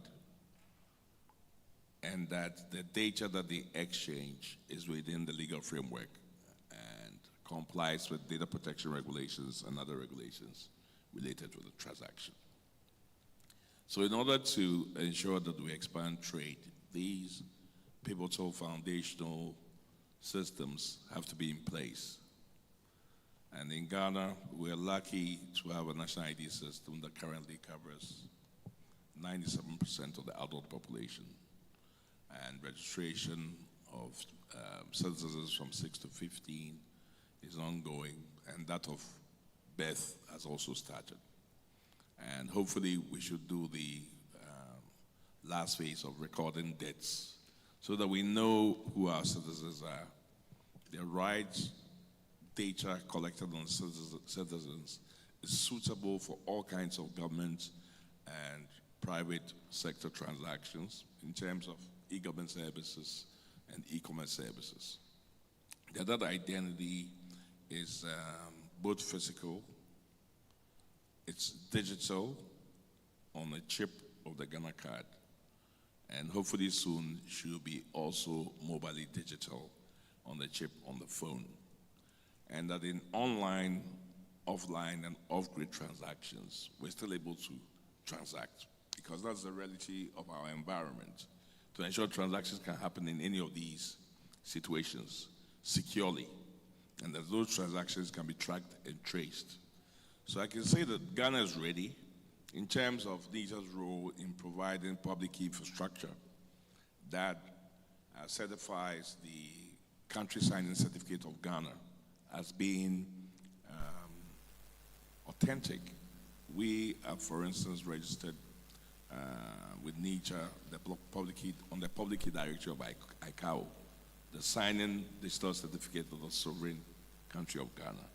It's hoped that as the NITA rolls out the PKI systems, not only will we be able to issue certificates on cards and on phones to certify digital identity based on a legal platform, but we'll also be able to issue certificates that also certify devices as being clean and being in the register as safe. When we're able to do that, that means that connecting to other global platforms will be easy, because we'll be working on the basis of certifications, standards, and interoperability, and APIs that are safe and universally acceptable. Now, this will take us into the global digital economy faster than most countries will. And I dare say that Ghana has even better systems when it comes to that than even some of the most advanced Western countries, because we can do this on a card present, card not present environment. We can even do it deviceless by authenticating directly with biometrics and receiving a certified transaction code from the National Identification Register. So we're quite advanced, but the putting together all the final steps, especially in the public-private partnership framework, in order to ensure efficiency, cost savings, and an alignment with policy. Policy that's well framed, well discussed, and is relevant to today's marketplace. Very long answer, but that's a very long question. That's very good. Thank you so much, Moses. That was very elaborate. Thank you. So the next question is to you, Seth. SMEs are the backbone of Ghana's economy, as we all know, yet many struggle to scale beyond the local market. Digital tools can change this story, but adaptation requires more technology. It requires the right partnership to make these tools affordable, accessible, and trusted. In your opinion, how can PPP, practically enable Ghanaian industries, especially the SMEs, to adopt these digital tools that open access to wider regional and global markets? Well, thank you and morning. Yes, SMEs are very important in the economy. Adapting digital tools is critical and today's station, because we live in a very competitive world. If you are not smart, you are not operating in an efficient manner, you can't be competitive. You're in your market and you are entering your market and competing out. So SMEs really need digital tools. And I like the angle of PPP, because you are here, you are bringing two key blocks together. That is government and the private sector. The government part is critical because government brings authority, regulation, bring issues that the private sector cannot handle. The whole ecosystem must be managed and coordinated by government. Private sector also brings another angle, and that is, the likes of the Baden, we know him way back, the kind of technology, innovation, and resilience is brought to the digital space is massive. So you need such people. They bring capital, they bring ideas. When you put it together, you can create an ecosystem that works for everybody. Several ways we need these arrangements. I know that today, one of the major challenges that most SMEs have is access to finance. And it is so because the banks, and even when you have access, the cost of it is prohibitive. And part of the reason why the cost of capital is so high is that the banks have something they call the NPLs, non-performing loans. And the sad thing is that you may be a performing enterprise, but once you go to a bank for a loan, they are looking at the whole ecosystem. What percentage of my portfolio has gone out that I didn't recover? So I must recover it through those of you who are paying. They increase the interest rate to cover that, because Bank of Ghana requires them to cover all the loans that they give out. So part of the reason why the cost of capital is high, because people are not performing. And indeed, digitization can help solve some of these problems. Introduce the Credit Reference Bureau, the collateral registry. These are all mechanisms for helping to improve transparency and ensuring that we can track individuals. If you are not performing, deal with it. But your non-performance should not affect me to the extent of increasing my rate of interest. So digital infrastructure is key, and PPP comes in here as well. In government and the private sector can create the necessary digital infrastructure. Where government doesn't have the resources, private sector can come in. Where the government doesn't have the expertise, government can create a regulation and private sector can come in to provide it. So these are very, very important. Apart from the financial and other areas that I've mentioned, there's also the possibility for market linkages. And this can happen between government institutions and private sector. And I give you one quick example, I'll end it. We have recently come out with a program we call the Trust Seal. It is basically to promote e-commerce. We know there are e-commerce platforms that enterprises have created, private sector people are doing. But there's a challenge there. The challenge is that some of the consumers don't trust these e-commerce platforms. So they buy products, they are unsure whether the product will come to them in the form and shape, the price and the timing that they expected. Sometimes you are even swindled completely. So we thought that this is something that can happen, but we involved NITA to create this. And GRZ gave us some support. So today we've created a trust seal that all e-commerce platforms can actually apply and get a seal. And in applying, we take you through a lot of processes. We have to be sure that you are locally registered enterprise. We actually do due diligence to be sure that you are in existence, visit your place, know the people behind, so that if indeed you are doing business on the e-commerce business, and people buy your product, we are sure that you will deliver. And in case you don't deliver, we can trace you.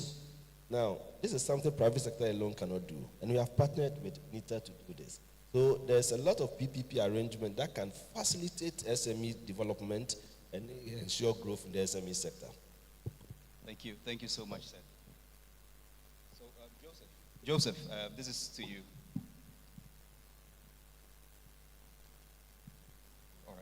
The strength of the digital economy rests on its foundation.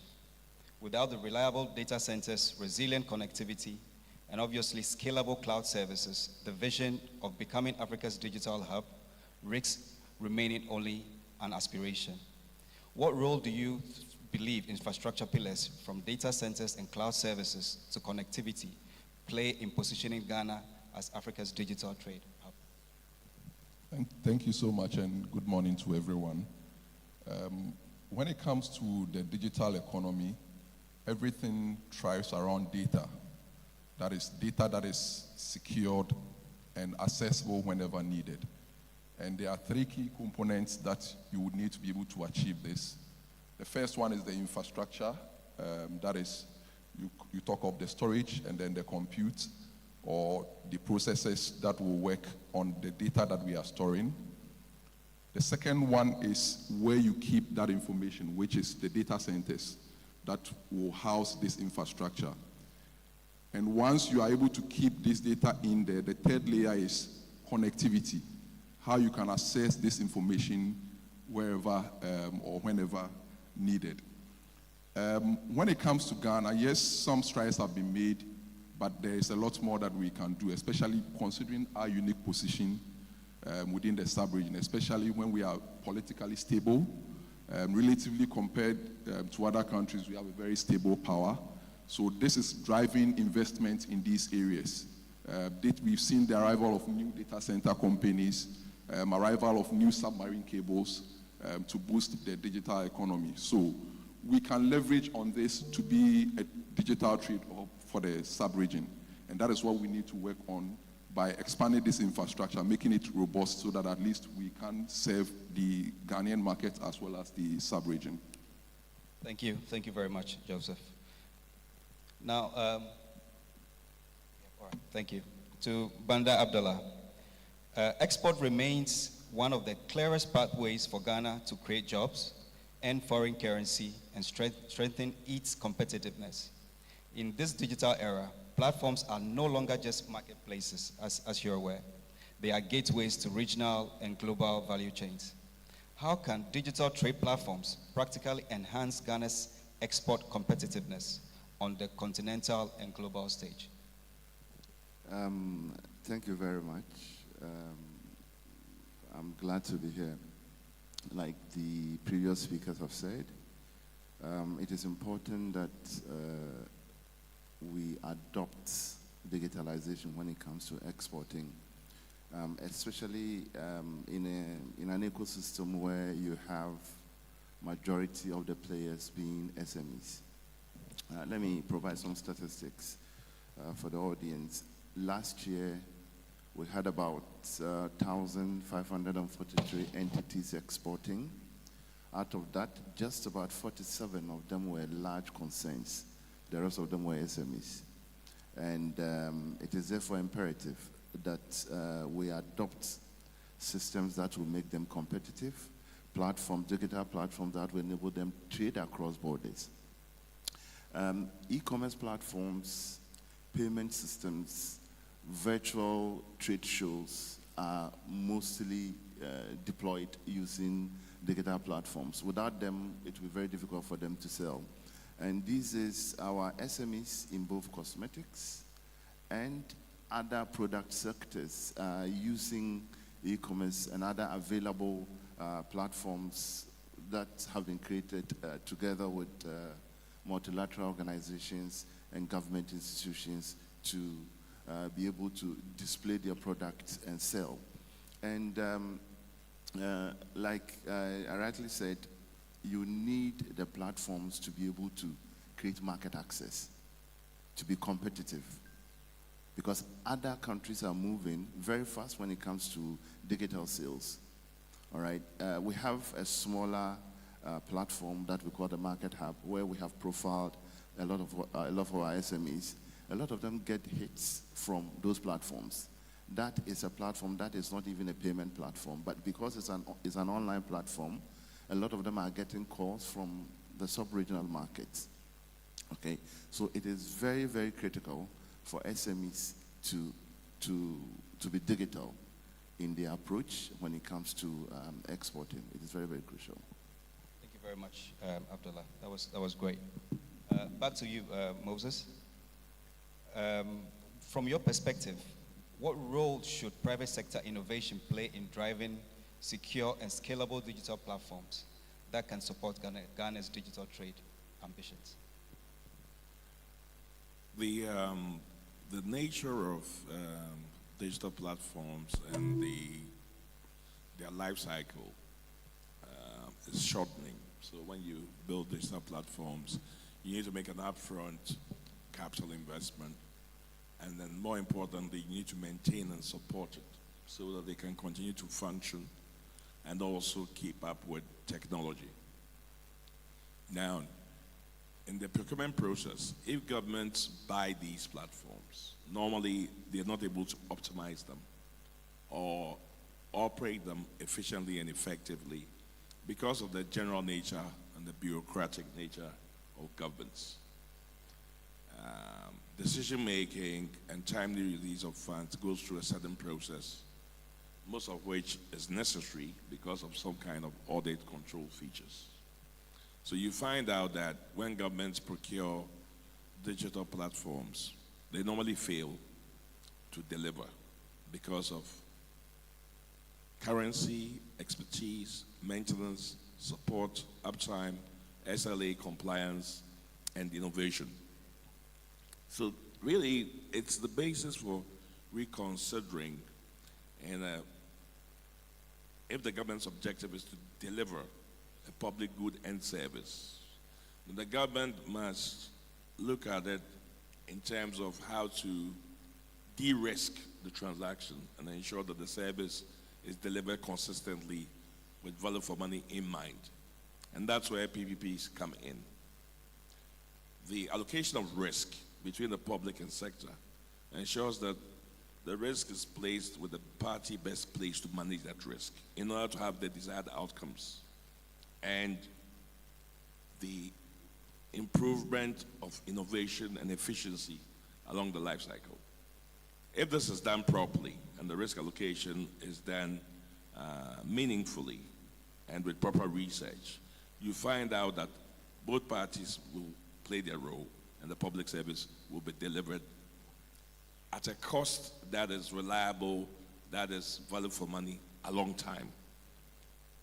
Now, it is the private sector just provides a platform and the government pays without any guarantee of the service being provided.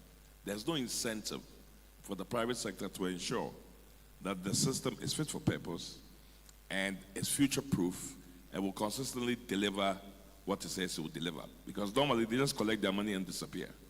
And if you're looking for the vendor to correct, there's going to be then an argument as to whose scope is it. Whereas if the government is paying for the service, then you stop concentrating on the platform, you're concentrating on the endpoints, in which case you get value for money. So innovation, efficiency, effectiveness, expertise, and a whole life cycle cost perspective enables private sector to innovate around infrastructure for the use of government, for a public good, for consistent and quality service delivery. Thank you. Thank you so much, Moses. That was great again. Seth, this is to you. For Ghana to lead as a digital trade hub, the right regulatory reforms must give industry confidence to invest and participate at scale. What specific policy reforms do you see as most urgent today to unlock industry participation and investment in this digital trade space? Well, thank you. When it comes to policy reforms, it's a constant and a dynamic thing. So one cannot say that we don't have reforms already done, we don't have policies. We do, but we must constantly review. That's why the US Senate is so busy, because every time they introduce policies, they realize that in a year's time there are loopholes and they have to block, then another one is coming. So it's a regular thing that has to be done.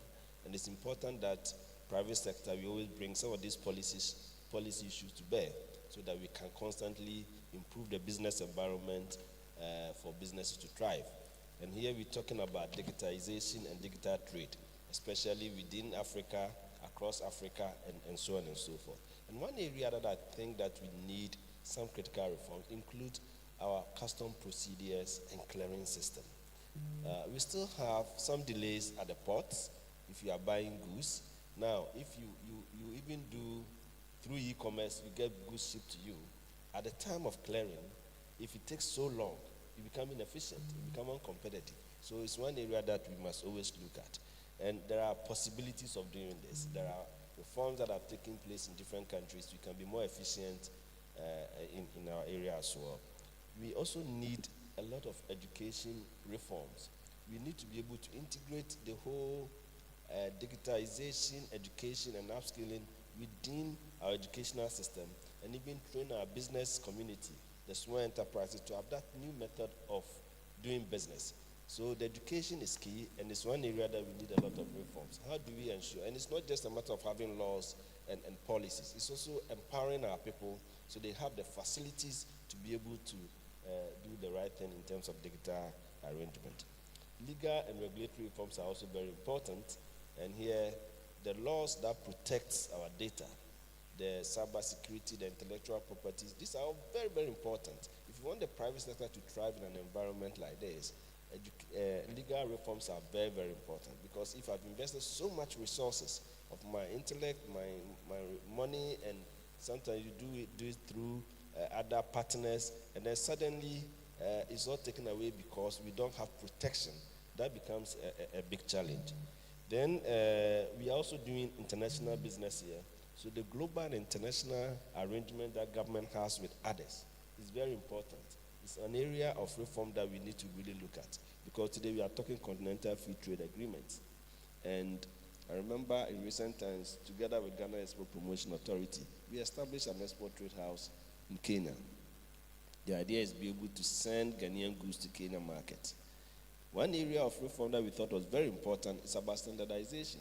How do you ensure that when Ghanaian products are having the certification from, say, Ghana Standards Authority and Food and Drugs Authority, it gets to Kenya, and then they have to go through a similar process to get a certification before you can sell your goods there. So if you are talking of continental free trade and we are promoting trade, whether digitization or not, these are very important elements that we need to look at. And indeed, digitization and reforms in that area can help. So international cooperation, international arrangements, so that if you are sending your goods, you are sure that once it's been certified here and have the certificate to prove, I don't want to go through any process in Kenya or Nigeria or elsewhere to be able to get the certification before I can sell my products there. So I think these are very important areas to look at. And there are always opportunities. Using digitization, we can actually do a lot of reforms and make impact in the business scene. Thank you very much, Seth. Thank you. Joseph, I think I have the next question for you. And this has to do with the cost of infrastructure. Infrastructure, we all know, is very, very expensive to build and even harder to scale. Yet, without it, Ghana cannot realistically compete in this Africa digital trade expansion that we are looking to. Financing challenge is too great for government alone, and also too risky for private sector without clear frameworks. How can PPP help overcome the financing and scalability hurdles of building world-class digital infrastructure? So when it comes to ICT infrastructure, as you alluded to, generally it costs so much to be able to invest in that, and individually, government cannot do it on its own. The private sector can also achieve it on its own. There are quite a number of models that today we have that are working.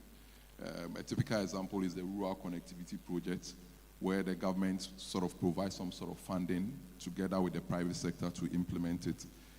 We also have the instance of fixed broadband, where power lines are leveraged on to be able to extend connectivity to very difficult areas. We also have the government investing in typically like the Eastern Corridor Fiber, which is supporting the national economy.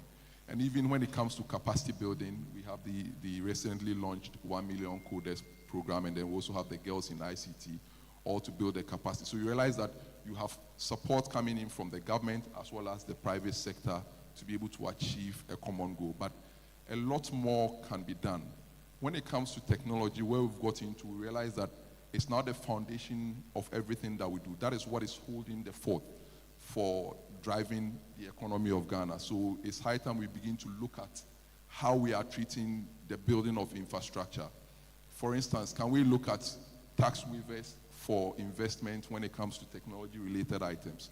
Because if you are taxing what is going to bring about the result, then eventually you are limiting the output of what you expect. So these are areas that we can look at. For instance, if you are investing in anything related to technology, can we say that no taxes applied? It has a special exemption in terms of how we go about implementing it. We can also look at road projects. Today, you realize that road projects are basically done without considering any form of ICT infrastructure. There are lessons that we can pick from other areas. Typically, if you have a road project under construction, for instance, can you incorporate fiber connectivity as part of the project? By building fiber infrastructure, the government, naturally you would expect that the cost of the road project versus how much you are putting in that fiber is very minimal, right? So once you are able to put that in, the private sector can leverage on this to be able to extend connectivity to wherever it's needed. So these are some of the models that we can adopt. Thank you. Thank you so much. That was really, really good. Now to you, Banda Abdallah. Coming back to the artisans and farmers. We know that the Ghanaian farmers, artisans, and creative entrepreneurs produce world-class goods and ideas. Yet too often, their reach stops at the borders. Digital channels can change that, but only if the right partnerships unlock access, scale, and visibility. What types of partnerships are most critical to help Ghanaian exporters, particularly in agriculture and creative industries, to fully leverage digital channels? Thank you very much. Before I go to your question, let me indicate that for in Ghana Export Promotion Authority, we deal with all these sectors plus other sectors, including trading services. When it comes to creative arts, then you're looking at trading services as a veritable offer from Ghana. Now, for us, we have worked with organizations. As a government organization, we have worked with organizations that are private, like the CEO of AGI just said. That's a private organization. We have worked together to create the trade house in Kenya. That is a typical example of PPP. And beyond that, we have also worked with multilateral organizations. Like I indicated, we have worked with the International Trade Center to create a platform for women exporters alone that we call the She Trade. That is to build the capacity of women in digital trade. That is one aspect. We have also worked with WACOM, the ECOWAS Commission, to create an enabling environment for SMEs to onboard onto a system that they have created. They call it the WACOM Business Matchmaking Platform. This is also a good example of a government organization working with the ECOWAS Commission plus UNIDO. It was sponsored by UNIDO. We also have the African Observatory.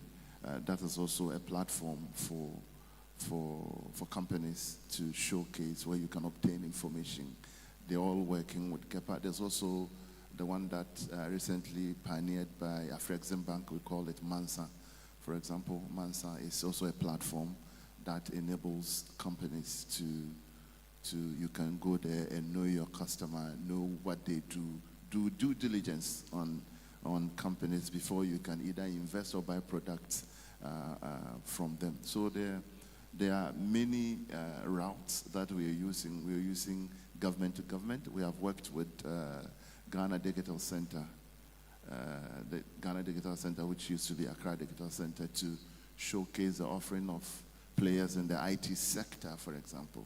So there's government to government, there's government to multilateral organizations, there's also government to private sector players to be able to scale, and then get SMEs running and be able to export to countries beyond Ghana. Now, one major thing that I think we need to look at is payment systems, which dovetails into regulations and infrastructure and all that. How can the ordinary woman, the cross-border woman, go to Togo and be able to deploy mobile payments, use mobile money, without necessarily changing cedis into safer to be able to pay easily, securely, and seamlessly? That is one thing that we are looking at. I think that is a major area that can boost trade in terms of the smaller, micro, and then the medium scale concerns that we have in Ghana. Thank you. Thank you very much, Abdullah. Whilst, you're still on, I think I would follow up with the final question. How do you think that PPP can accelerate the adoption of e-commerce as a driver for Ghana's exports into regional and global markets? The question again. How can PPP accelerate the adoption of e-commerce as a driver for Ghana's exports into regional and global markets? Like I said, and like the other speakers have said, PPPs are very important. State organizations, governments cannot do it alone. You need the expertise. You need the human resource. You need the capital. You need the investment to be able to accelerate digitalization. Government will do its part, the infrastructure, electricity connectivity, for example, which is also very critical when it comes to digitalization and the provision of sea cables, marine cables, and all those stuff, for example. These are very, very important. So you need government, you need the private sector to be able to move. Without it, it will be very, very difficult for these trading across borders to happen. You need the likes of ECOWAS Commission to be there. You need the likes of the AU. You need the likes of the AFCFTA Secretariat, which is also part of the AU, to be able to invest and put up the necessary regulations to be able to encourage commerce across borders, not only in West Africa, not only in Africa, but in the global sphere. It's very, very important that the PPPs happen at all levels. Thank you very much, Abdullah. Now back to you, Joseph. Talking about investment, that's why I just want to bring it back to you. What are the risks, both economic and strategic, if Ghana underinvests in the infrastructure required for digital trade? With underinvestment, then our situation will be very dire. And I think we got a taste of it sometime in March last year when we had the submarine cable outage, and it impacted internet connectivity to the country. And I'm sure a lot of us experienced situations where those who were having education or studying online couldn't do it. Those who were making payments couldn't do it. In some instances, those who were trying to even top up their prepaid credits for their meters at home couldn't do it because they were not able to basically get access to the service. And with the advent of AI, you would see that a lot of countries are taking bold steps to ensure investment in this particular area. You talked of the likes of USA, France, Saudi Arabia, and the rest. And we cannot afford to remain behind because the next level of economies that will succeed will largely be run on the digital technology. So that is the more reason why we need to also open up, do a lot of partnerships to ensure that we have investments in this particular critical era of our economy. We cannot afford to be left behind. We have to make the needed investments. And it calls for both the government and the private sector to take this bold step and invest in infrastructure. Fantastic, fantastic. That was a really, really bold statement. And back to you, Seth. how can the AGR and government work hand in hand to ensure that the Ghana digital transformation is inclusive, benefiting not just large corporations, but also the SMEs, startups, and local businesses who really, really need it? Thank you. When it comes to transformation, it means a massive move. It's not just a few people going digital and then clapping our hands and saying we've achieved it. It must be across board, at all levels, in terms of sectors, in terms of category of businesses, and even geographically. So here, if you are talking of transformation, we are not only looking at the big companies. SMEs are very important. That's where you're going to have all the transformation happening. And then also geographically, you need to get enterprises across the regions. How do you ensure that businesses or enterprises in Kumasi and Ashanti region, Tamale in the northern region, Volta region, every region, and some, even the districts, are all connected to the digital transformation arrangement? It is very important. And AGI can play a key role. And indeed, we've done some projects in the past that supports this. I remember we recently had a project that was supported by GIZ. And we used one of our technology people, in fact, here they are even sponsors of this program, that's Impunti Technologies, to develop an AI-powered system to ensure that if you wanted to participate, you actually go through a process that requires you to be digitally competent. And it was very simple. We develop a system and say, well, we're giving equipment to enterprises across the country. But we said, if you wanted to participate, register, but do it through online. So we created a system. And through that registration, you bring a lot of information about the company, your company registration certificate, the number of employees. We ask you a lot of questions.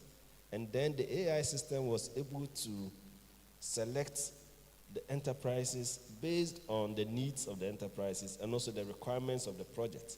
And through that, we got shortlisting of a number of companies or enterprises that we assisted. I remember we did a similar project with Ghana Enterprise Agency. I remember when we had the COVID. After the COVID, government brought in some financial arrangement we call the CABAS. A digital tool was used. And again, we ensured that basic requirements for digitization was achieved. So even if you were not that computer literate, we said you can still participate. So AGI, we set up our centers, our regions, we gave all the regional branches some computers, and we trained them on how to assist the enterprises. So those who are not even that digitally good, they go to the office, and then our people will assist them to input their data. Through that, they got to know that you really need to be digitally competent to be able to do certain things. And you know, anything that has to do with money, people get attracted to it. And we're giving funds. So through that, even using their mobile phones, they were able to enter the system and do business. And we said, beyond this, you should be able to continue with that. We've recently also created a program, again supported by Ubuntu, for cocoa derivatives, those that are doing cocoa processing. And we created an e-commerce platform for them. And we said, all of you must have a website to be able to connect to that platform. So through the process, we encourage them to either go on their own or we assisted them to create ones. And once you have a website, you are connected to that platform, the general platform we created. It was enabling them to market their products in Ghana and outside Ghana.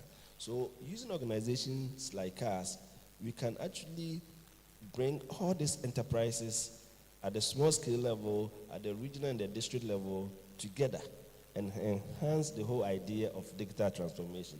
I think that is very important. And then for AGI, our number one business is policy advocacy. And we do a lot of advocacy on behalf of businesses. So again, using our platforms, we can engage government at all times, government institutions, and bring pertinent issues that affect businesses in the digital space to them. And then private-public partnership in terms of infrastructure development across the country can all happen using our platform. So there's a lot we can do together as an organization with government and help our enterprises to make progress in the digital transformation area. Thank you. Thank you very much, Seth. That was very, very elaborate. Thank you. So back to you, Moses. Africa and beyond, I mean, let me not go too far, even here in Ghana, we've seen powerful examples of how governments and businesses have come together to build digital ID systems, payment rails, and fintech ecosystems that transformed their economies. Ghana does not need to reinvent the wheel, but we do need to adapt the right models. What examples of successful PPPs in identity and fintech could Ghana replicate? Well, I think that Ghana, I was told recently when I was in ID for Africa by the president of ID for Africa, Dr. Atik, that Ghana represents the gold standard for PPPs for digital identity in the world. So basically, we are our own example. The future depends on us reimagining how these digital identities are connected to different platforms, enabling entrepreneurs to be creative and innovative, to build on the foundation of a trusted legal foundation, which has a digital ID that is both online, offline, off-grid, biometric, card present, card not present, and also is now a derived host card emulation on the secure card of a phone. So you have all the channels on which private sector innovation can build. So fintechs, today we have more than 300 institutions connected to the National IDs verification platform. All banks, all rural banks, all fintechs. What that means is that people can KYC, EKYC, open accounts, do transactions, have credit ratings done, and people who build these platforms can confirm that they're who they claim they are. As a result, the whole digital economy can start based on that. Now, in that digital economy, the different segments of it should be driven by the market needs, so they become efficient and effective. And it's already happening in Ghana. What can be enhanced is the policymakers' understanding of how this can be accelerated. And in order for the policymakers to understand, they need to be speaking to the industry players through AGI and other trade unions. But also, they have to understand the subject matter expertise involved in all these segments, so that they're talking to the right people and understanding how the priority of the policy should be. Most of the time, policymakers are making policies, and when you read the policy, you try to figure out who are they talking to. You know, there's holes in the policy, simply because there's a lack of engagement or understanding that it is key at the foundational level not to only engage the industry associations, but also go through a process of verifying who can give you the best advice. The AGI president has already mentioned, there's a way to look at the certifications that people have, the track record that they have, the things that they've delivered, and be able to prioritize on a meritocracy. Who should be consulted, how they should be consulted, how to, analyze information that's being given so the policy is effective. If the policy is effective, you create an environment where the market is more dynamic and is more meritocratic, and that will drive and aggregate demand and then connect it to suppliers. And the private sector people will risk their money to find new ways to make things more efficiently and more effectively, and thereby more profitable. Then you have a real market, So that gap is an issue. And if we can cross that, across Africa, yes, in terms of regulatory, you understand that Rwanda has a much more effective regulation because of people say it's because the decisions are made faster and they are made for meritocracy, and there's not so much dissent. So maybe we should look at how policy can be effective that way, so that our results are better. When you look at Kenya, People say that it's a much more meritocratic, market-driven market. I don't know about that. But examples abound in Africa, but Ghana has some of the best ones. So it's a bit about choosing and picking, understanding what it is that we want to create. But I'm very confident that, if the dialogue between public and private is deepened, if the involvement of trade associations and certifications and, subject matter experts are prioritized, our policy will be much more effective. If the market is made more fairer, much more meritocratic, many more younger companies can learn and develop, and this market will grow.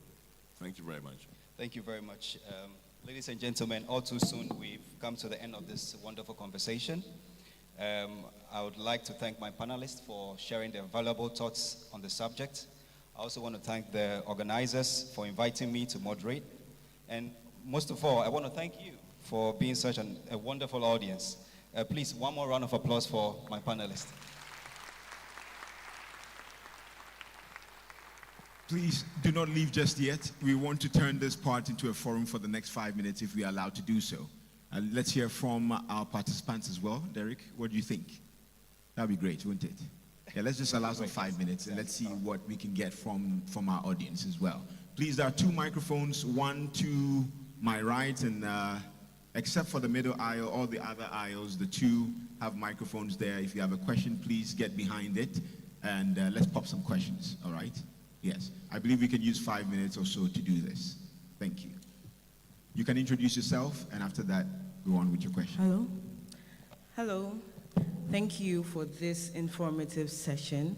My name is Akua Amele. I am the CEO and co-founder of AfriTrade. We are building an e-commerce app for businesses in Africa to trade across the continent. So we are yet to launch in November, and this conversation is extremely useful. So thank you. My question especially goes to Mr. Baden. So kudos on the national identity card. And I realize that now that we are creating a platform in which we are connecting businesses, one of the things that are very important is trust. So we are ensuring that the businesses are registered on the platform.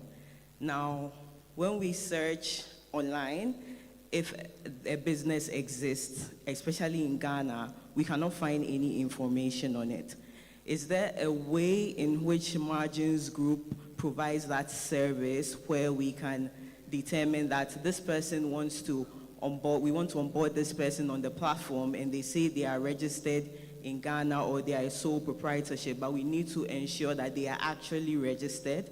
Is there a way in which we can automate that? Because at this moment, we are looking at manual verification, but when it becomes a lot, that will be unnecessarily expensive. So I want to confirm if there is any service or if it is in your short-term goals. Thank you. Thank you very much. I think that this is a good question because it helps me to demonstrate the difference between a good public-private partnership and a good government project. And you look at the deliveries. Actually, the register of companies, my company Margins had won a tender to digitize the register of companies information. And this was a tender, so it's not a PPP. So I know that at a point in time where the tender ended, we have digitized the register of companies information, except that that's where our responsibility stops. Now, I also know that under the NIA law, the register of companies has to integrate with NIA, and every director of a company has to have a Ghana card number and information on the RGD platform, right? All foreigners who register companies also have to have that information connected to the company so that you can tell who are behind the companies and you can get the information on the company. But that is where our responsibility ends. I don't know how the Register of Companies is going to make this portal a searchable portal for people who have the rights or the privilege of searching for information to be able to search securely and to get this information in real time. And then to have APIs plug into your e-commerce platform so that your platform can be trusted. But if you look at the NIA, we are in a 15-year PPP with the National Identification Authority of Ghana, where we conceptualize, we design, we build, we co-finance, and we cooperate this platform for NIA.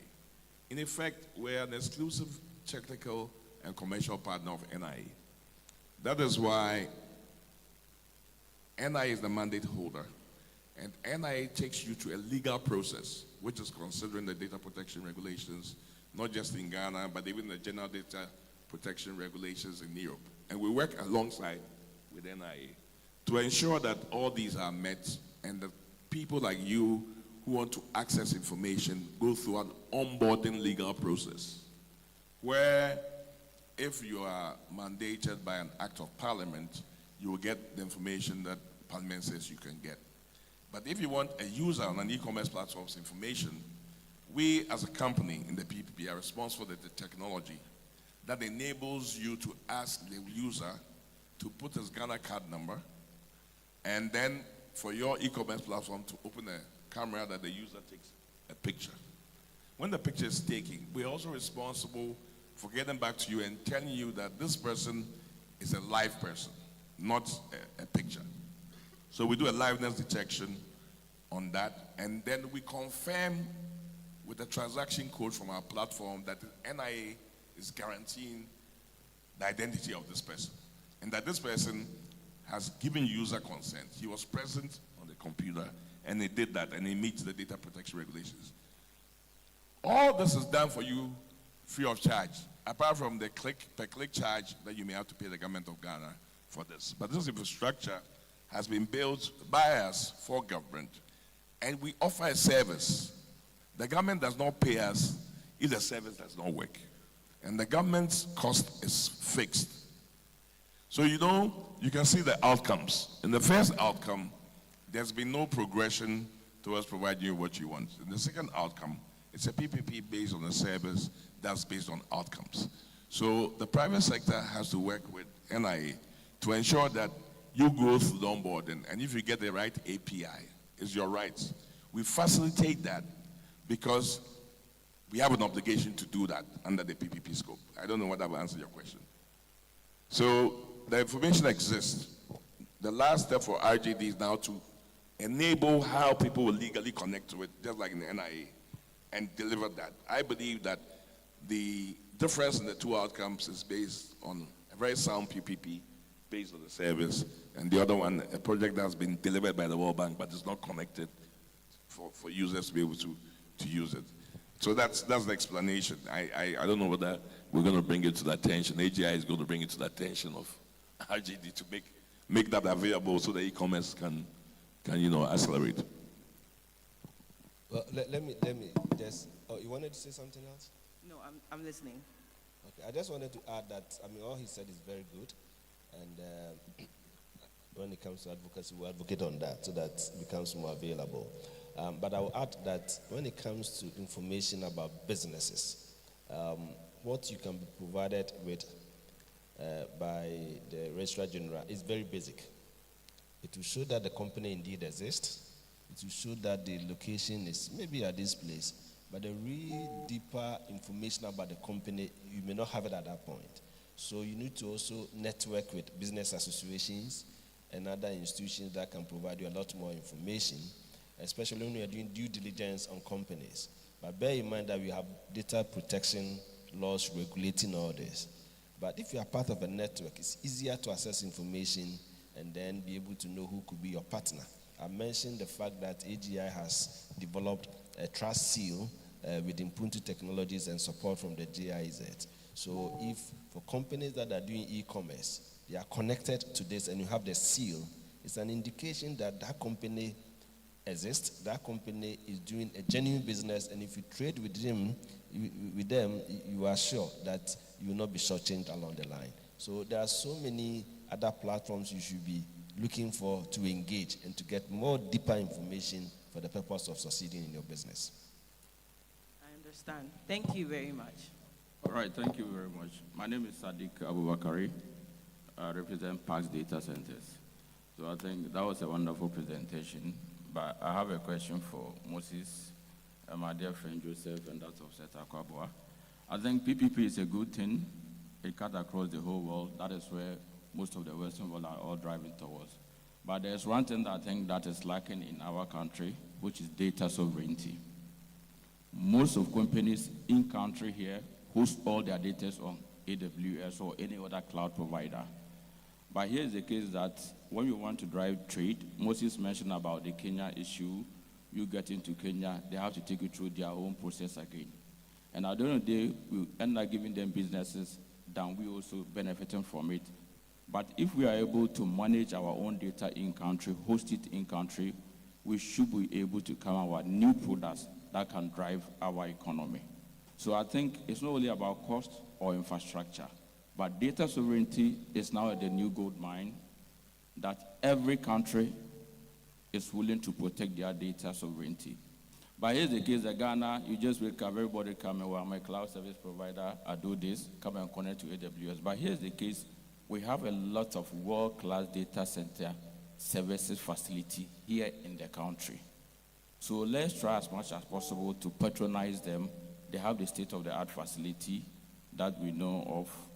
And also, I think that with what Seth was talking about, here is the case that you have your own data, but you can't even know where the data sits in. And if we get up one day, Trump just said, oh, I'm cutting off Africa from AWS, we are doomed.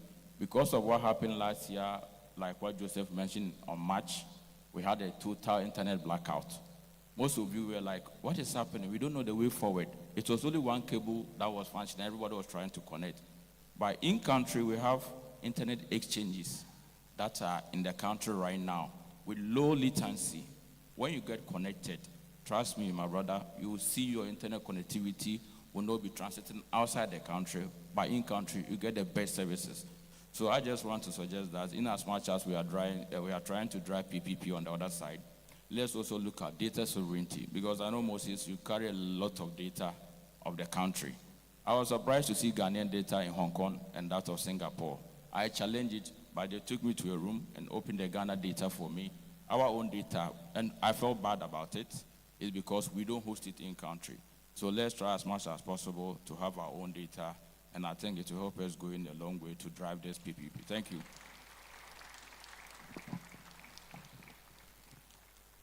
I think it's a good point that he's raised, and it's good that on the connectivity front, we are making strides, okay?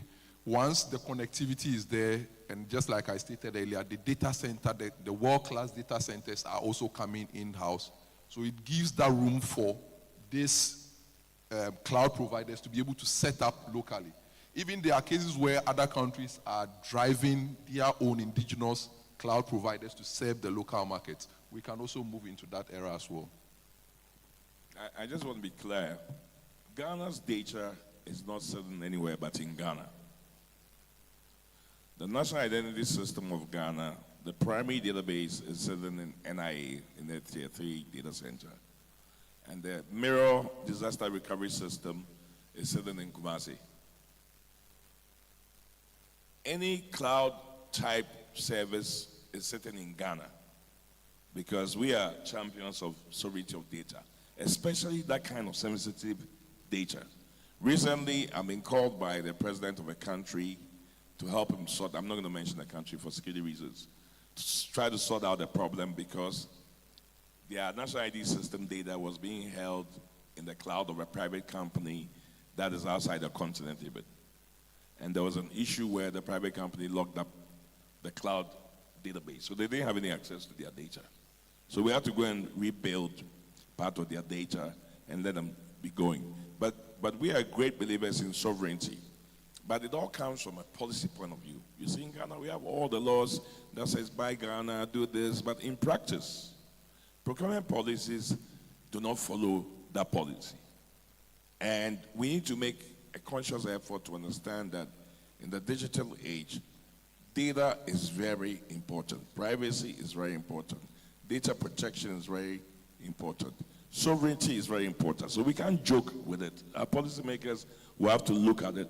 So if you saw some Ghana data sitting in some room, it could be advanced passenger information of Ghanaians, which goes through every plane flight that you take. It could also be passenger name record on the plane you take in. It could also be social media. You guys all give your faces freely to Facebook. You don't complain. Facebook can find all of you, the billions of you. I mean, people aggregate data. But if you saw data, it can never be the national ID system data in Ghana because it's not been hacked for all these years that's been running. It's not anywhere but sitting in Ghana. It has very serious credentialing, firewalls, and security on it as we speak. Of course, nothing's foolproof. At the end of the day, that data is managed by NIA. But I doubt that you see it in the cloud because that's not the way we designed it. It's designed to be sovereign. It's designed to be self-reliant. It's designed to protect the people of Ghana. So just to make that clear. But I agree with you that in thinking forward about data, we should realize that data is extremely critical and it needs to be protected. And in choosing service providers for different sensitive kinds of work, we need to be mindful that no country gives the security to third parties for them to break. All right, thank you, sorry. Moses, I just wanted to draw your attention. I know how you carry your data with the shell that you can put it as much as possible. But what I'm telling you is that most people in this house, technology providers are here. Our financial institutions, I will mention them. Even I engaged the regulator BOG just last week, and they want to even crab their whip because we know some have on-prem, but most are, the infrastructure are on cloud. But you as margins with NIA is different conversation we can always have at any point in time. But just to bring that clarity on that. Thank you. All right, thank you very much. Very reassuring. Please, a wonderful round of applause. I saw two persons by the microphone. Yes. Please, let's have these two questions, one after the other immediately, and then we'll deal with them as the last set of questions, please. Thank you. Good afternoon. My name is Elizabeth. I work for Brainwave Africa Tech Limited, and then I'm the academy manager there. For Brainwave, one thing we do is to train organizations on digital skills, AI, data governance and strategy and all. I know that for PPP in terms of digital trade to thrive, we need to let the Ghanaian people or even the people we are working with understand the importance of digitalization, digitization, data and all that. And I'm sure a lot of people here may even sometimes, I'd say, stumble if we ask them to give some sort of a clear explanation on these things. Now, my question, especially to Mr. Kwabwa, is how do we go about it in terms of bringing lots of people on board to understand that now things are not being done the way it was done some few years ago. So trading is not going to be done the way it was done, let's say about 10 years ago. Things have changed, and that for PPP to thrive, everyone needs to understand that this is the way forward and that they're supposed to invest their time, their resources. Organizations are supposed to let their staff go through the mill to understand these processes, understand data sovereignty and data, the regulatory landscape and all that. How do we go about in this sense?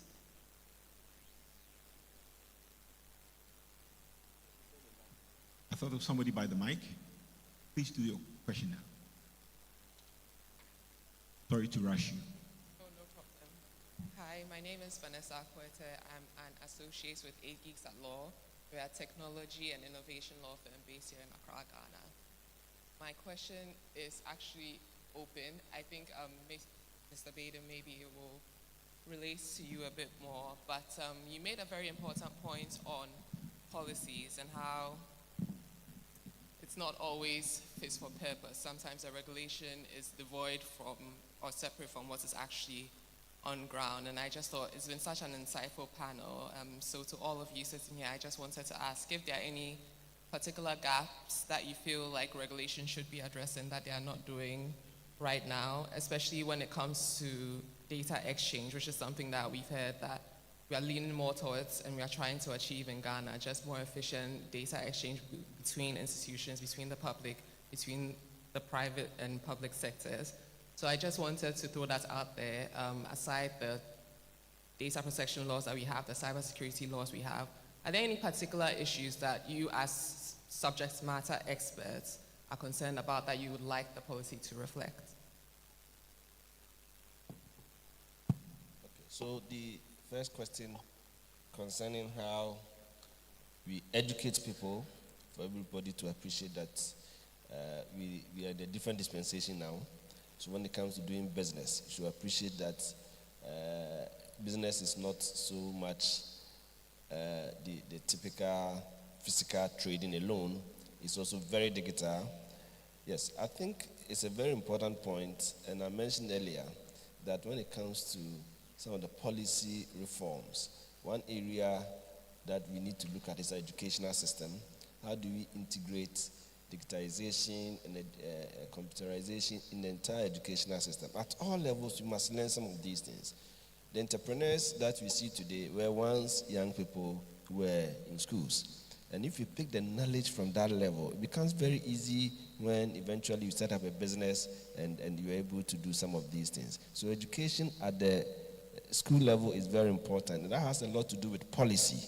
And that's why policy advocates like us should continue to advocate, and organizations and institutions like NITA and other institutions in the area of computerization, digitization, and everything should do something about this. So that's very important. But I must also say that associations like us have a role to play. We always constantly organize seminars and educate our people.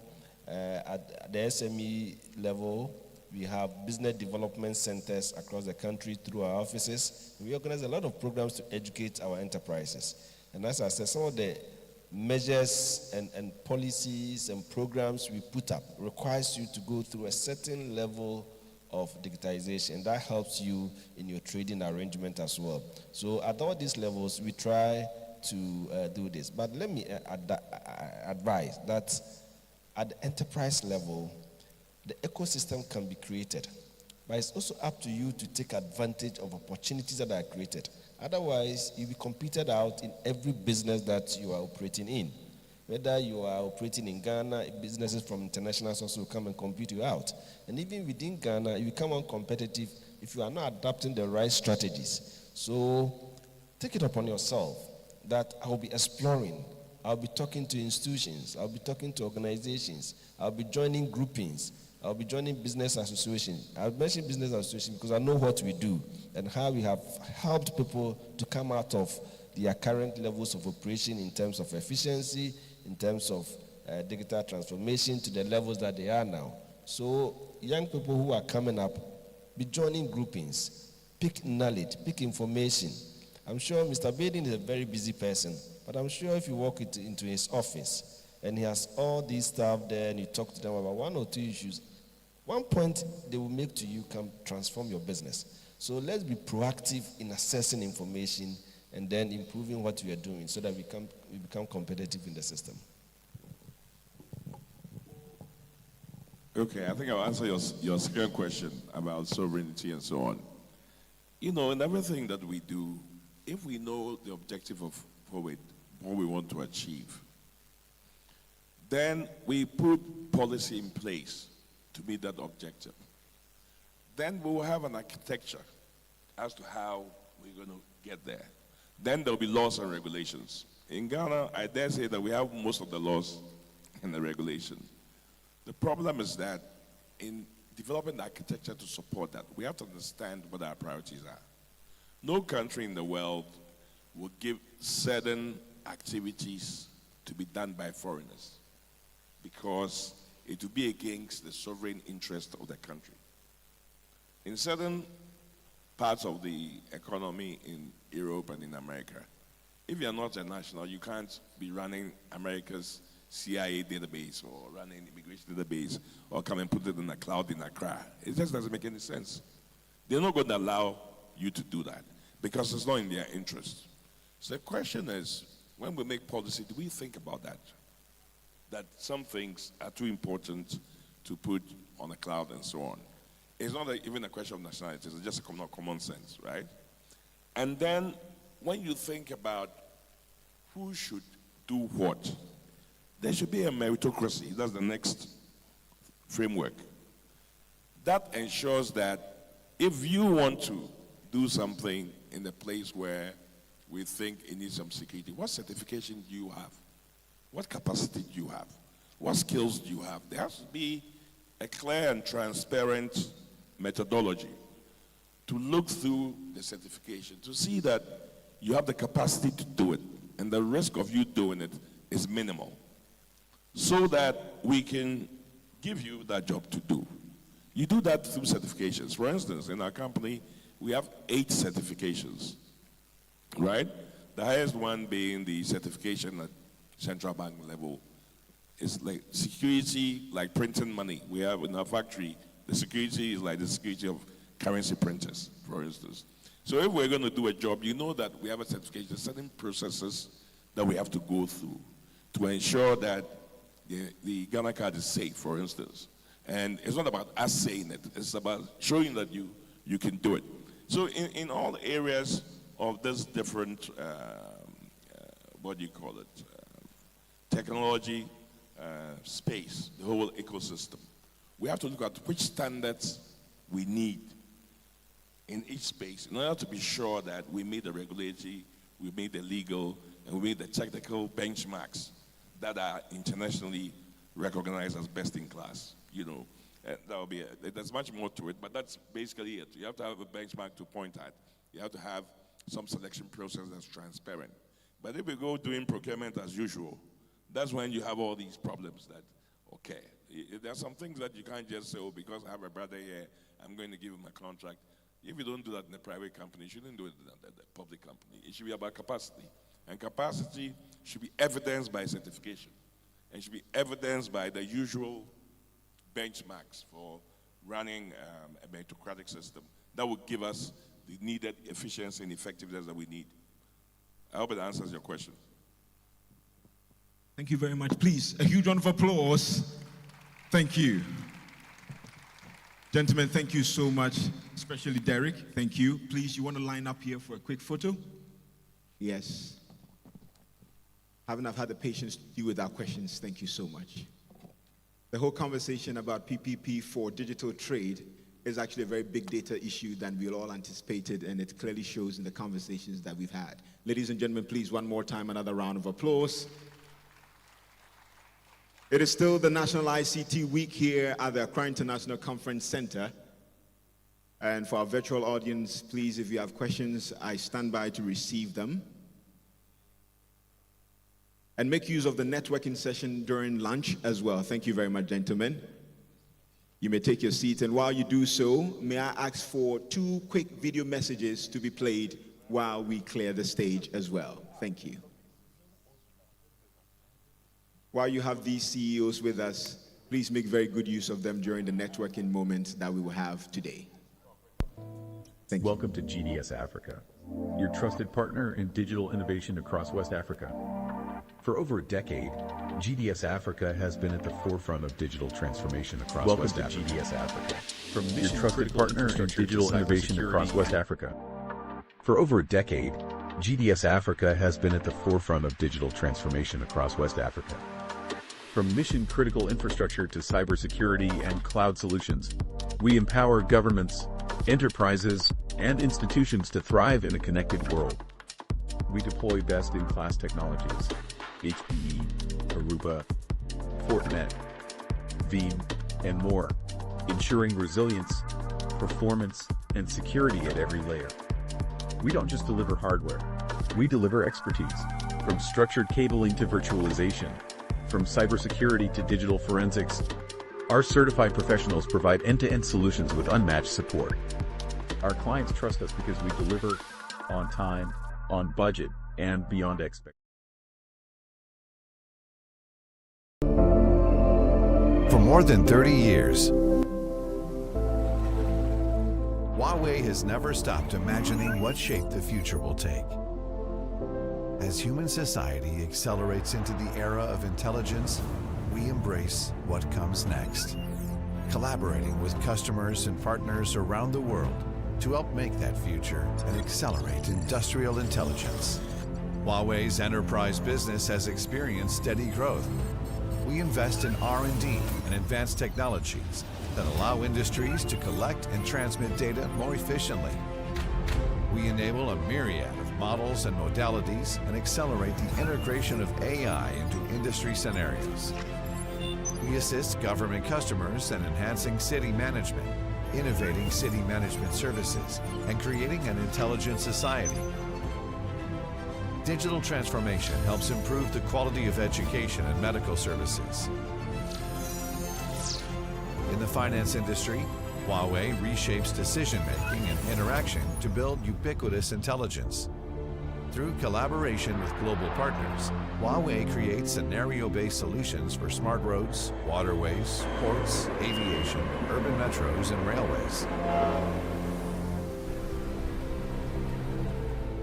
We enable traditional manufacturing enterprises and the real estate industry to achieve intelligent transformation. We develop intelligent solutions for the entire oil and gas industry chain, from upstream to downstream. We assist electric power companies in achieving secure, efficient, green, and innovative transformation and upgrades. We gather data from digging sites and apply intelligent technologies in mine pits. We create advanced, simplified, and intelligent networks that are future-proof and ultra-fast. We bring digital solutions to customers in the commercial market. The Huawei eKit distribution business provides flexible and intelligent products and solutions for small and medium-sized enterprises. We construct efficient, green, and convenient futuristic campuses. We build intelligent, intensive, and green data centers. We deploy open, intelligent sensing networks. We drive the WAN from a support system to a production system. Huawei collaborates with partners to establish a thriving ecosystem. We are always customer-centric and wanting to improve service experience. Huawei will continue to lead product and solution innovation in digital intelligent infrastructure, enabling intelligent transformation across countless industries, and accelerating industrial intelligence.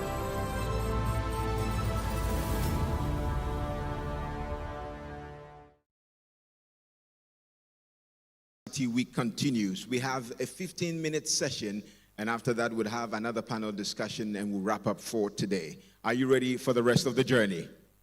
Very good. Now to introduce the next speaker, who will be speaking on international partnerships for Ghana's Digital Trade Hub agenda, let's welcome a highly experienced chartered global management accountant with solid technical knowledge and excellent communication skills, strong analytical skills, and an effective team player. He is currently the lead consultant for Trade Checks Partner Africa, an international trade and investment promotion firm with offices in both the USA and Ghana, specializing in identifying trade and investment opportunities for North American companies in the West African sub-region. Ladies and gentlemen, please, let's welcome the man himself, please pardon me, Mr. Michael Mensah Aholu, please, with a huge round of applause as he comes up.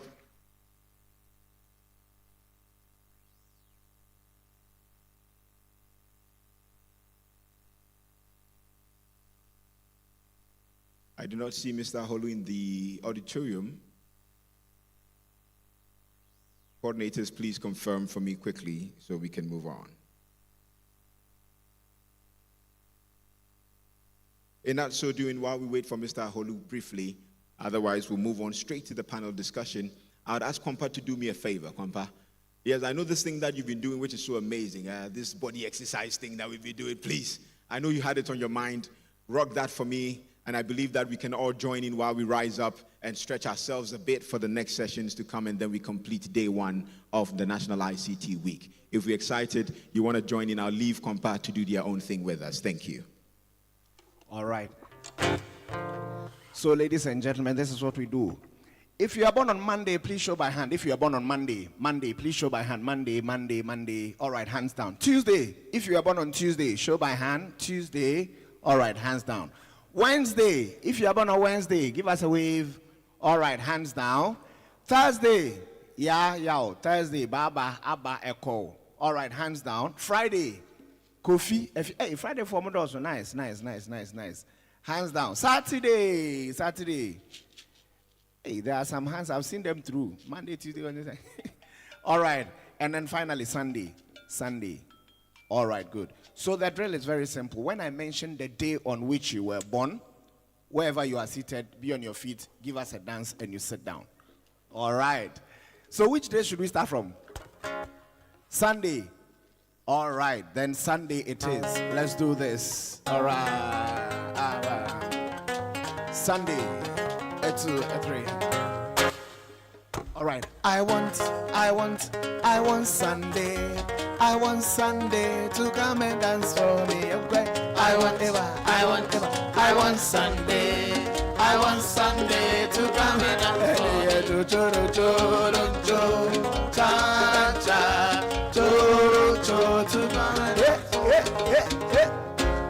Thank you, Sunday.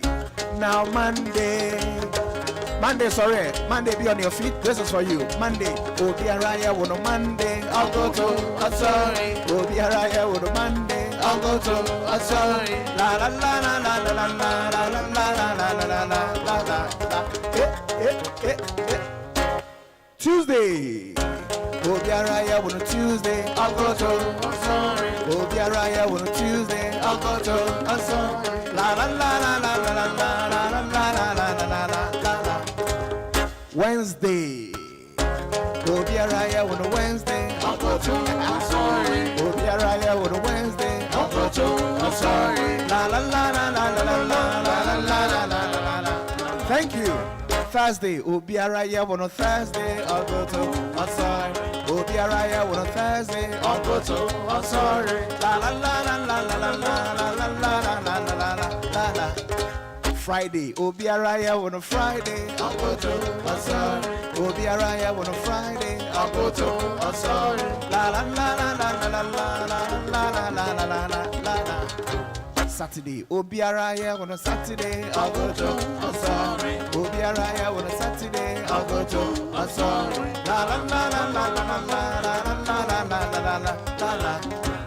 Those who are not born, all right. Obi Araya on a no day. I'll go to. I'm sorry. Obi Araya on a no day. I'm sorry. La la la la la la la la la la la la la. Last one, all days. Obi Araya on all days. I'll go to. I'm sorry. Obi Araya on all days. I'll go to. I'm sorry. La la la la la la la la la la la la. Thank you so much. We'll continue giving you some music till the session resumes, all right? All right, thank you.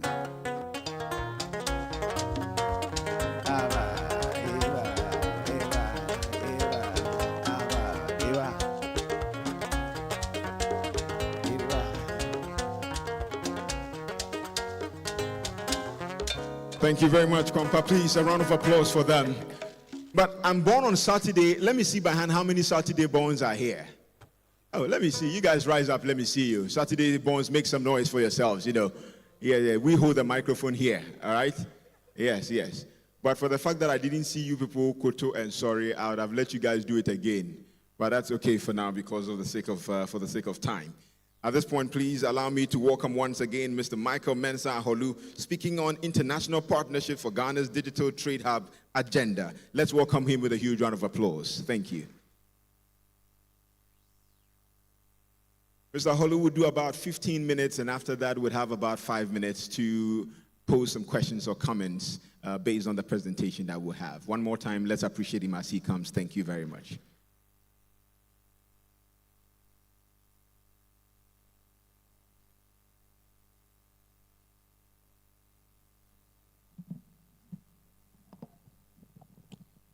Thank you very much. I'm so grateful to be here.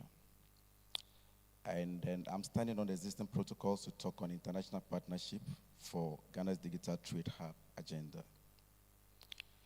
Ghana's ambition to become Africa's leading digital trade hub requires not only bold domestic reforms, but also strong and strategic international partnerships. In today's interconnected global economy, no nation can thrive in isolation. And I mean no nation can strive in isolation. Competitiveness, increasingly shaped by alliances that enable knowledge transfer, capital inflows, technology access, and market integration. The strategic rationales for these partnerships are: one, to access the global market, and two, because of technological transfers, investment mobilization, and also because of capacity buildings. Some of the priority partnership areas that we should look at as a nation should be: one, infrastructure development, regulatory and policy harmonization, innovation and startup ecosystems, and also human capital development.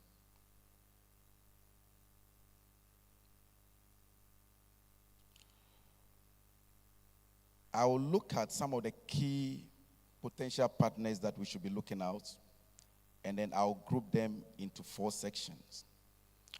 We are looking at our multilateral institutions, then we'll come to the regional platforms, and also bilateral, and then the private sector and the big tech. In all these partnerships that we need to have, there are several advantages that Ghana can leverage on to be able to strive. One of them is our political stability and the democratic governance. Because many countries or companies that want to partner governments look at how democracies thrive in those countries. And also, we would take leverage on our strategic location as a gateway to West Africa and the AFTA secretariat that we have here in Accra. And we can also leverage on the young and the dynamic and tech-savvy population that we have. Also, we can leverage on government's commitment to digitalization as a driver of growth. Notwithstanding that we have some challenges and then considerations we need to take a look at. One of them that we need to ensure, and I was so glad when our previous speakers were talking about data sovereignty. We need to take critical look at our data sovereignty, also maintain regulatory autonomy. Also, we need to build domestic capabilities, and then effective governance and transparency. So we ask, what are the ways forward to achieving this? One of them is to establish Ghana's digital hub, international partnership framework, which I know very well that the UN Conference on Trade and Development is working with the Ministry of Trade on. And we also have to create a digital investment promotion zone. Also, we need to sign digital economic cooperation agreements that will help us to be able to partner the right people.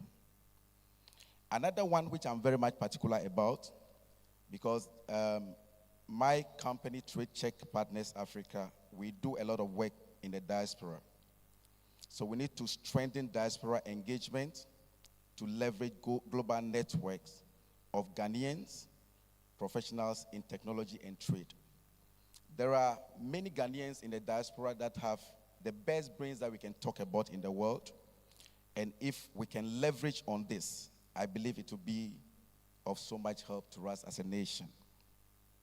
In conclusion, I will say that international partnerships are not an option, but they are all necessity for Ghana's digital trade hub agenda.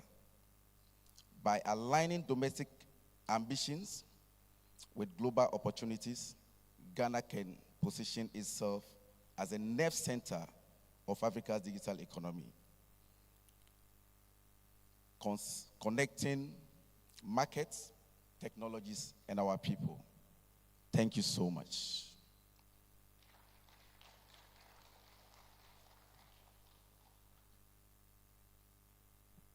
Ladies and gentlemen, please, may I ask if we have questions, you want to use the microphones as we had done earlier. And let's have any questions or suggestions or comments. Thank you. Otherwise, ladies and gentlemen, please. Thank you very much, Mr. Holu. This was very insightful. We appreciate you. Thank you. Now we're moving to the concluding part before the closing remarks for day one of the ICT, National ICT Week. Let's take 2 quick video messages and we'll continue. Thank you.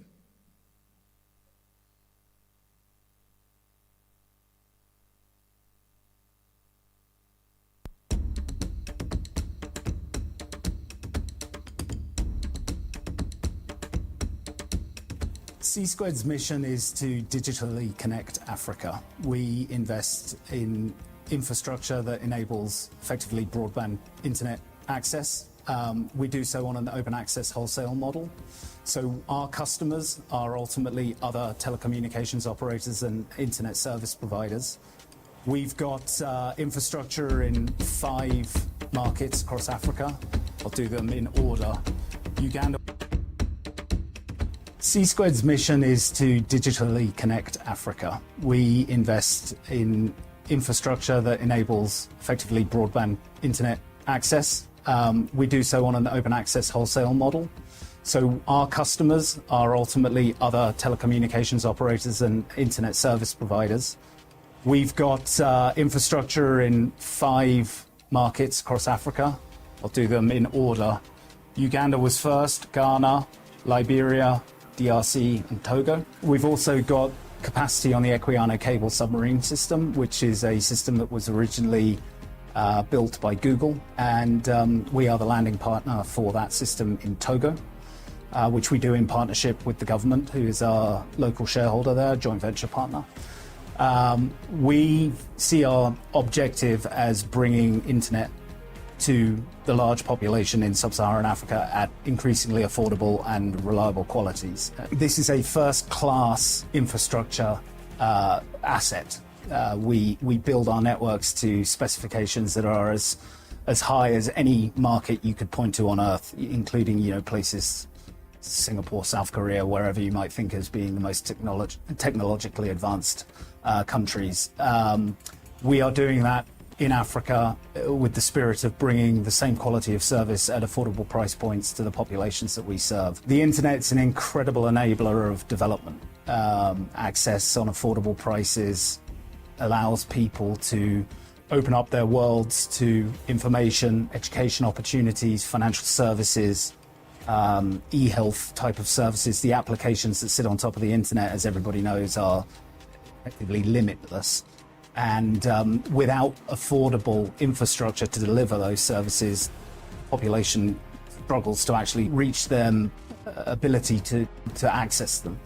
And so by putting our infrastructure on an open access network basis into the markets where we operate, and hopefully more markets in the future, we actually lower the cost of network deployment for the customers that we serve. Historically, a lot of our customers would have built their own infrastructure, and that infrastructure would have been replicated several times over as 2 or 3 or 4 telecommunications providers would simultaneously and almost adjacent to one another duplicate the investment. Because we do an investment which is completely open to anybody to come and use on extremely transparent terms, flexible pricing and payment structures, they can effectively share that cost between them. We bear the cost up front and take the risk when we make our investment, but because we can sell to multiple parties rather than using it for just one company's own internal purposes, the actual cost to the operator is lower, and then that cost saving can be passed on to the consumer. So this is a vehicle for really positive development, both of the infrastructure layer, but also in terms of making it affordable to the ultimate people that are accessing through a device like this, or my laptop.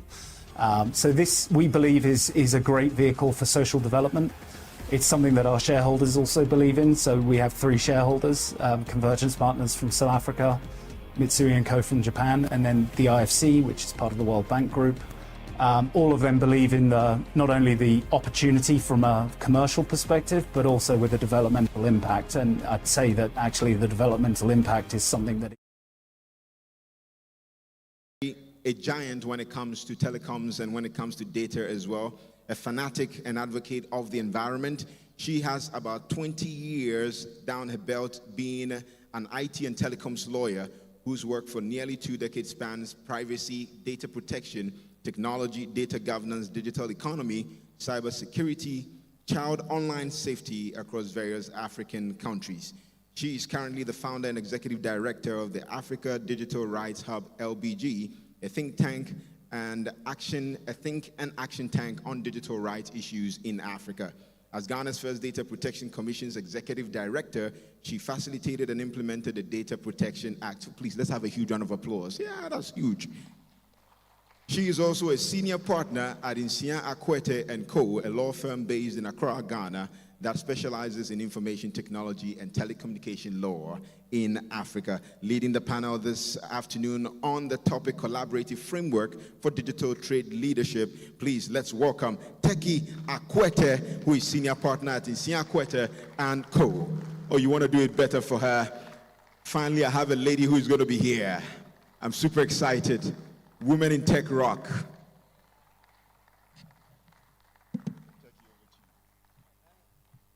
Thank you very much. For a moment, I was wondering whether it was me you were talking about. Yes, good afternoon, ladies and gentlemen. It's a pleasure to actually lead this final part of our conversation. We seem to be standing between you and your lunch, but I promise that we will make this engagement worth your while, so you can go and enjoy your lunch. Joining me for this session would be Mr. Jonathan Terrier, so if the panelists can just find their way forward. He is the Executive Vice President and COO, he is the CEO and founder for Ostec.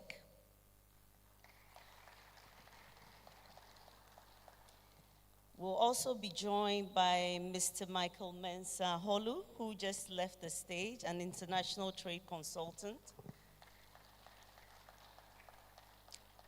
And last but not the least, Dr. Prince Kofi Klugesen, Chairman, Celtel Networks Limited.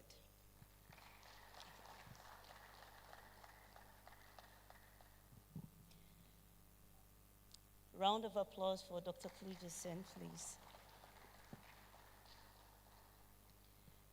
Ghana's ambition to become Africa's digital trade hub requires not only strong policies and infrastructure, but also collaborative leadership across government, industry, academia, and technology innovators. True leadership in digital trade means building a trusted and inclusive ecosystem that brings together finance, technology, capacity building institutions, and telecommunications to support cross-border commerce under the AFCFTA.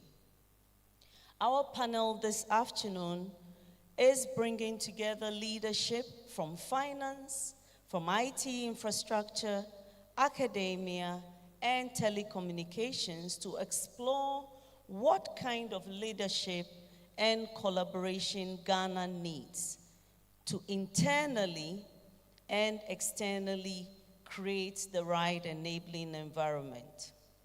Our objectives as set out for us would be to define what leadership qualities and collaborative frameworks are required by Ghana to lead the digital trade.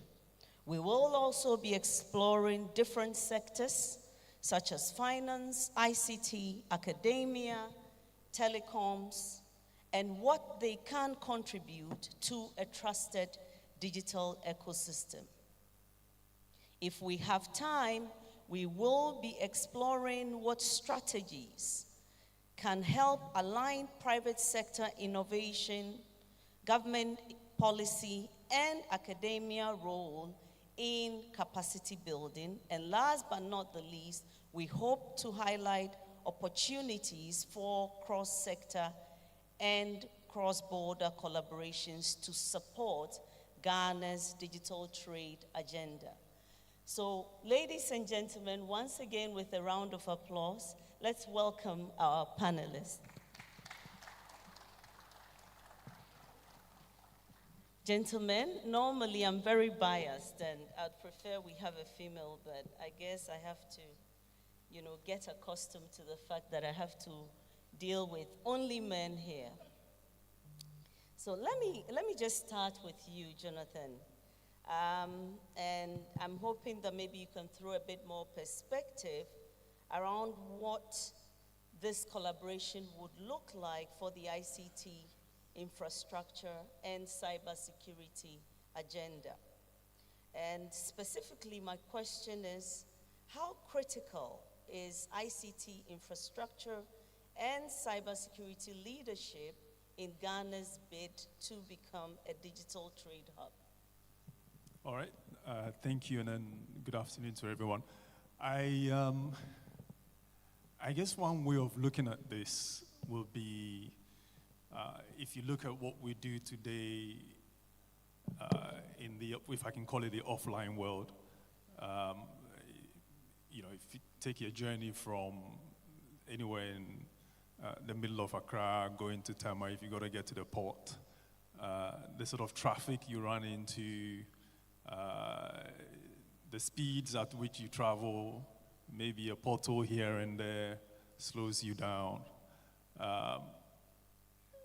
How important the IT infrastructure is for a digital trade hub, one that spans across the region, will be one that will be looking to do away with some of the difficulties we have in the offline world, right?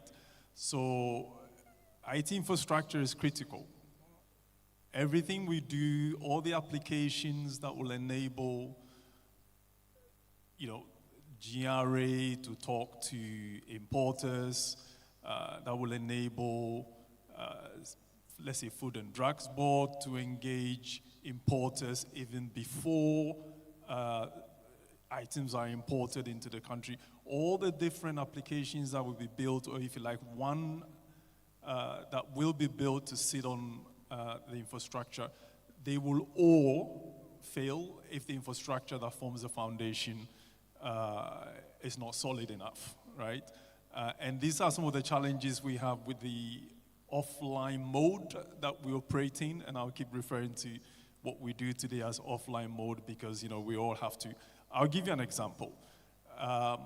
When we talk about this particular subject we're dealing with today, what we're looking to do is create, or if like a component of it, I don't know if you've all heard of single window, but a component of, when we talk about digital trade hubs and so on, a component is a single, what we call a national single window.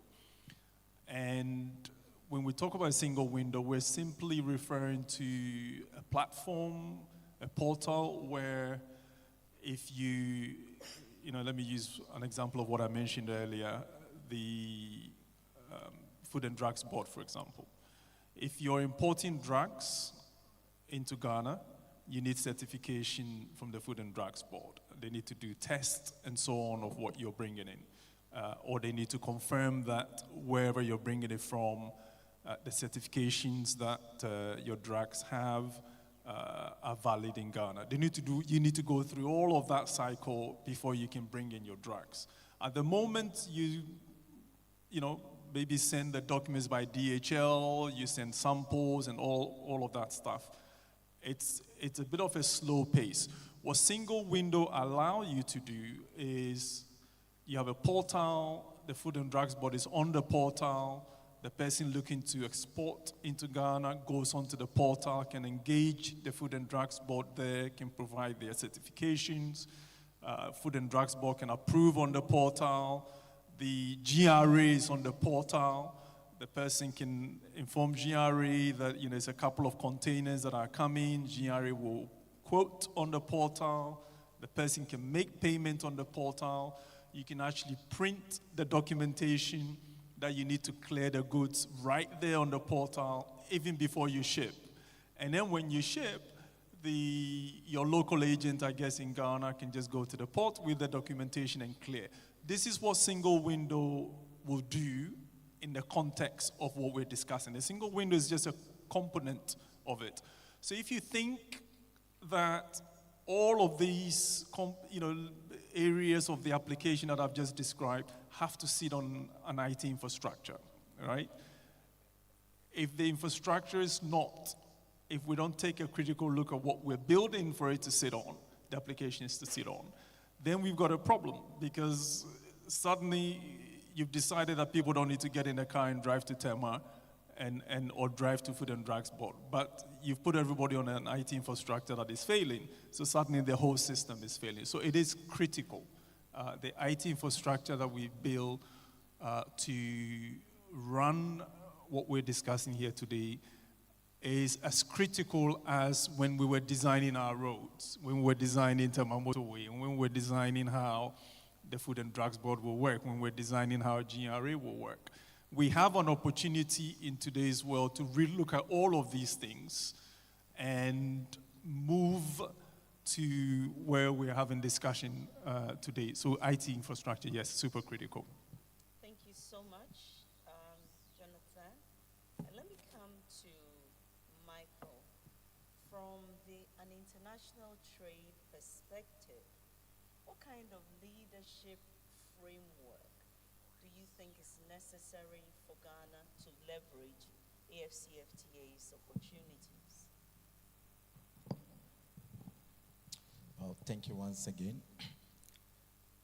From the international trade point of view, there are rules and regulations that regulate international trade. So, and Ghana cannot be in isolation. Ghana needs collaboration with all these international organizations like the World Trade Organization to be able to put together its laws that governs trade, especially. And also, we need collaboration with all these international institutions to be able to protect our data that we generate here, because on many occasions, that is why we always talk about the data sovereignty of the nation. There are many occasions that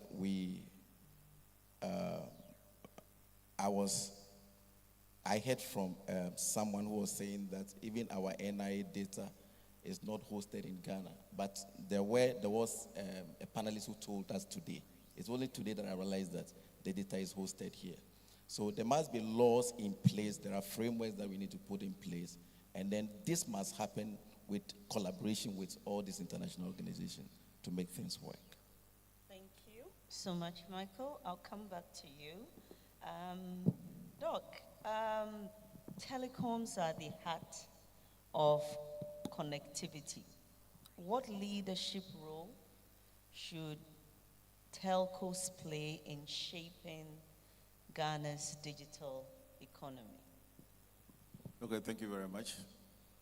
Well, the digital economy, the way is talking about, the baseline or the foundation is telecom or telco. Ghana was and has been in the only country that the international community, as Michael is talking about, has granted the rights to be able to lead Africa in digital technology, starting from telecom. So if you look back, like NITA, which organized this conference, NITA was the organization that was created those days, just like AFTA was built on it, to be able to champion the digitalization of Africa. So NITA had a bigger data center before which the telecoms plug in, to be able to do whatever is happening. But over time, these issues have all, I don't know whether they are franchised out to many, many people. So today, to be honest with you, if you look at the telecom sector and NCA, in terms of their statistics. 78% of all the 20 or so million, telephones in Ghana are still analog. Are still analog, which is very, very, very, very, very negative for Ghana. So the role of telco is moving on now to technology, in terms of what we must do to go forward. When you look at education, I was just chatting with someone outside there about the health sector alone has about 11,000 or so health centers nationwide. They are not connected, to today. If you go to the schools, go all of them, they are not connected on even, common, device like laptop or telephone, or they don't have it. So this, we need to go back and really look at our telecom policies and make sure that we solve those problems so that we can leapfrog. If you look at the after law as well, the after law is a trade. How do you trade? You can only trade by communicating, connecting others, and then trade on a platform. So you need to go back again to the telecom platform, which must be granted. So I believe that one of the issues that we think that must be done is to go back and look back at NITA, and get back to this. Go back and, to probably, if you look at the thing that's happening there, that is the foundation of telecom in Ghana. NCA is only a regulator, so data center is of NITA or government, as you will. So we need to go back and see how we can be able to claw back and make sure that Ghana reposition itself. Because see, when you look at the program that have been announced by the president, research, agriculture, 24-hour economy, all of them are built on a telecom. Because Ghana has about 30-something million, in the 275 constituencies and districts. If you look at the Ghana also, the youth constitute about 50-60% today. They need to be on a telecom platform so that we can be able to communicate there. So it's very important that we claw back and see how we can reposition ourselves to ensure that NITA, as the foundation of the data center, can be looked at, and the policy must be revived, boldly, so that we can deal with it and then move forward. So I believe that it's a great thing that has to be done. Thank you very much. Jonathan, maybe let me come back to you on that note. Based on what you had shared earlier, what collaborations would you say is needed between government and private technology firms to actually scale secure, reliable, and interoperable platforms? And I think that this question also fits into what Doc actually highlighted right now, that there is, not a lot of digitization going on the grander scale. So putting these two together, what do you think we need to do to actually scale government collaboration with private technology firms? Right, thank you. And I think this is where the challenge really lies, right? Government has some pretty significant challenges to deal with. Government has to deal with our health services. Government has to deal with our education. Government has to deal with national security.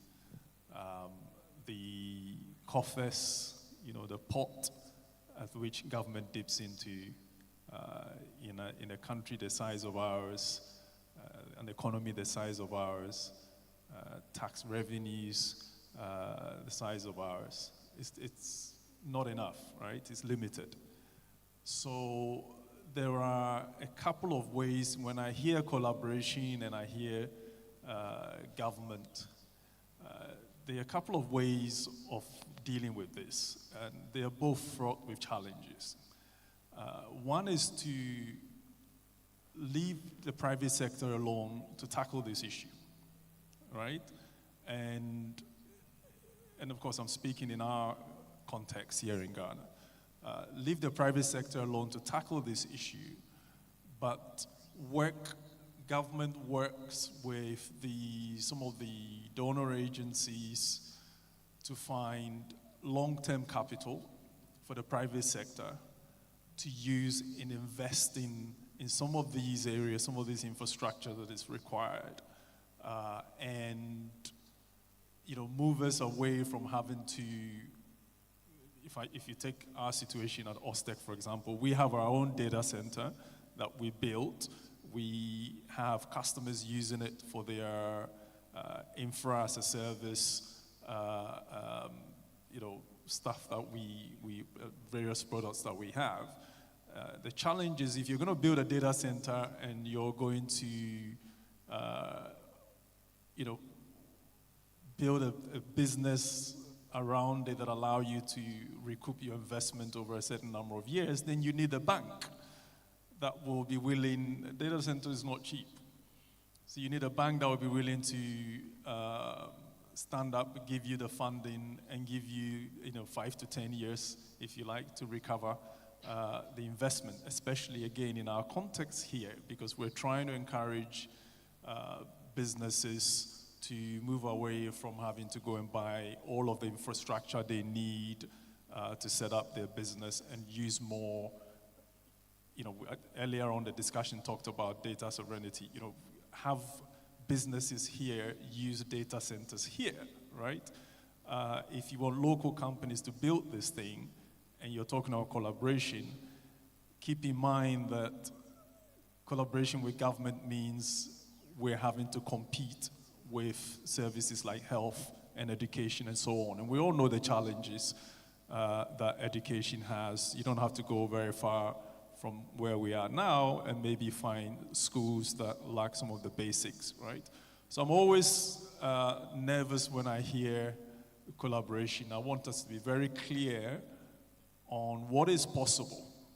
The reality is we're not going to have government write a check and say, Oster, come along, this is my 50%, where is your 50%, let's go build this infrastructure. And because that is not going to happen, the way I think we should approach this, and I've seen it happen with one of the banks recently in how they support women's businesses and where they're getting the funding from, which allow them to loan monies out at half the rates that the rest of us pay. These are all very positive, but you see, it's not being done by the government. So what we need, the collaboration we need with government, is that because government can engage some of these multilateral agencies, we need government to do that, but not necessarily government put its cash in. Let's have these agencies come forward, fund through the banks here, for the banks to be able to meet the private sector and have the private sector do the investment. I think there is always, in our particular case here in Ghana, there's always a yearn for, when we talk about collaboration with the public sector, to have government step in and fund some of these things or provide credit lines. My own view is we should shy away from that and just recognize that we have challenges. Government is good for a whole host of things. It's how we use government, and if we keep looking to government to bring cash or credit lines, I think we're going to struggle. So my view is, the collaboration should be that we're working with government to help bring some of these funding agencies to work with our banks to support the private sector to build these things. Thank you. Thank you. Thank you so much for that. Michael, back to you. You had mentioned how important it is to build effective collaborations with international organizations. Further to that, how can Ghana build stronger collaborations with other African countries to harmonize standards, logistics, and digital trade systems? Wow, thank you so much. It is good that we have the AFTA here, headquarters in Ghana. One of the most important things we should look out for is that as it stands now, we trade the trade situation between even the West African countries is very low, all because of these payment systems. Someone can travel to Togo and buy goods. How to pay for it becomes an issue. You have to change money before you can be able to pay for your products. And the best that we can do is that there should be government-to-government communications as to what platforms would be good for, or localized platforms that would be good for our payment systems, not necessarily concentrating on the West to come and then develop our own payment platform for us. So governments must collaborate in the first place and then have laws in place that help the private sector to be able to develop some of these apps that will help our payment system, especially continental payment systems. That would help us. Thank you. Doc? Sorry, can I just step in? Just a quick one on payment systems. I think ultimately what we have to be aiming for here is a single currency in this region. Yes, the economies are not all at a place where we can converge in an effective manner. Inflation rates in the different countries are all over the place. Exchange rates are all over the place. But ultimately, I think, the payment systems that allow us to trade across the different borders are great. But if we can get to a point where those currencies are taken out and we have one currency across the region, then maybe, yes, we're onto something. I love that you're very ambitious, but I'll come back to that. Maybe you have some wonderful ideas around how we can make that possible. Doc, let me come back to you. How can telco operators collaborate with fintechs, government, and exporters to actually enable the last mile digital trade services? Thank you. I'd like to collaborate with Jonathan. So I think that he's talking about. I don't like or believe in the word collaboration. I rather prefer lead. You see, Jonathan, if you look at Ostec, one of the major companies in this country, but he's running away from collaboration to his father, the government. But the question is, who is the government? Question I continue asking every day. You see, government is the ministries, the policy, but when it comes to the government agency like NITA, NITA can be off to be a standalone organization for which we can be able to partner with. Business is equity. Business is not collaboration. Business is equity. So I think that another major problem with our GIPC laws in Ghana, that has not encouraged the local companies to be able to go upfront. Because one of the major problems in Ghana is that, there are no equity laws that give Ostec the right to be able to own whatever it is. So most of the companies who are now in Ghana, in the telecom sector, are all non-local, but 99% of the employees and talent come from the local places. But the equity goes somewhere else.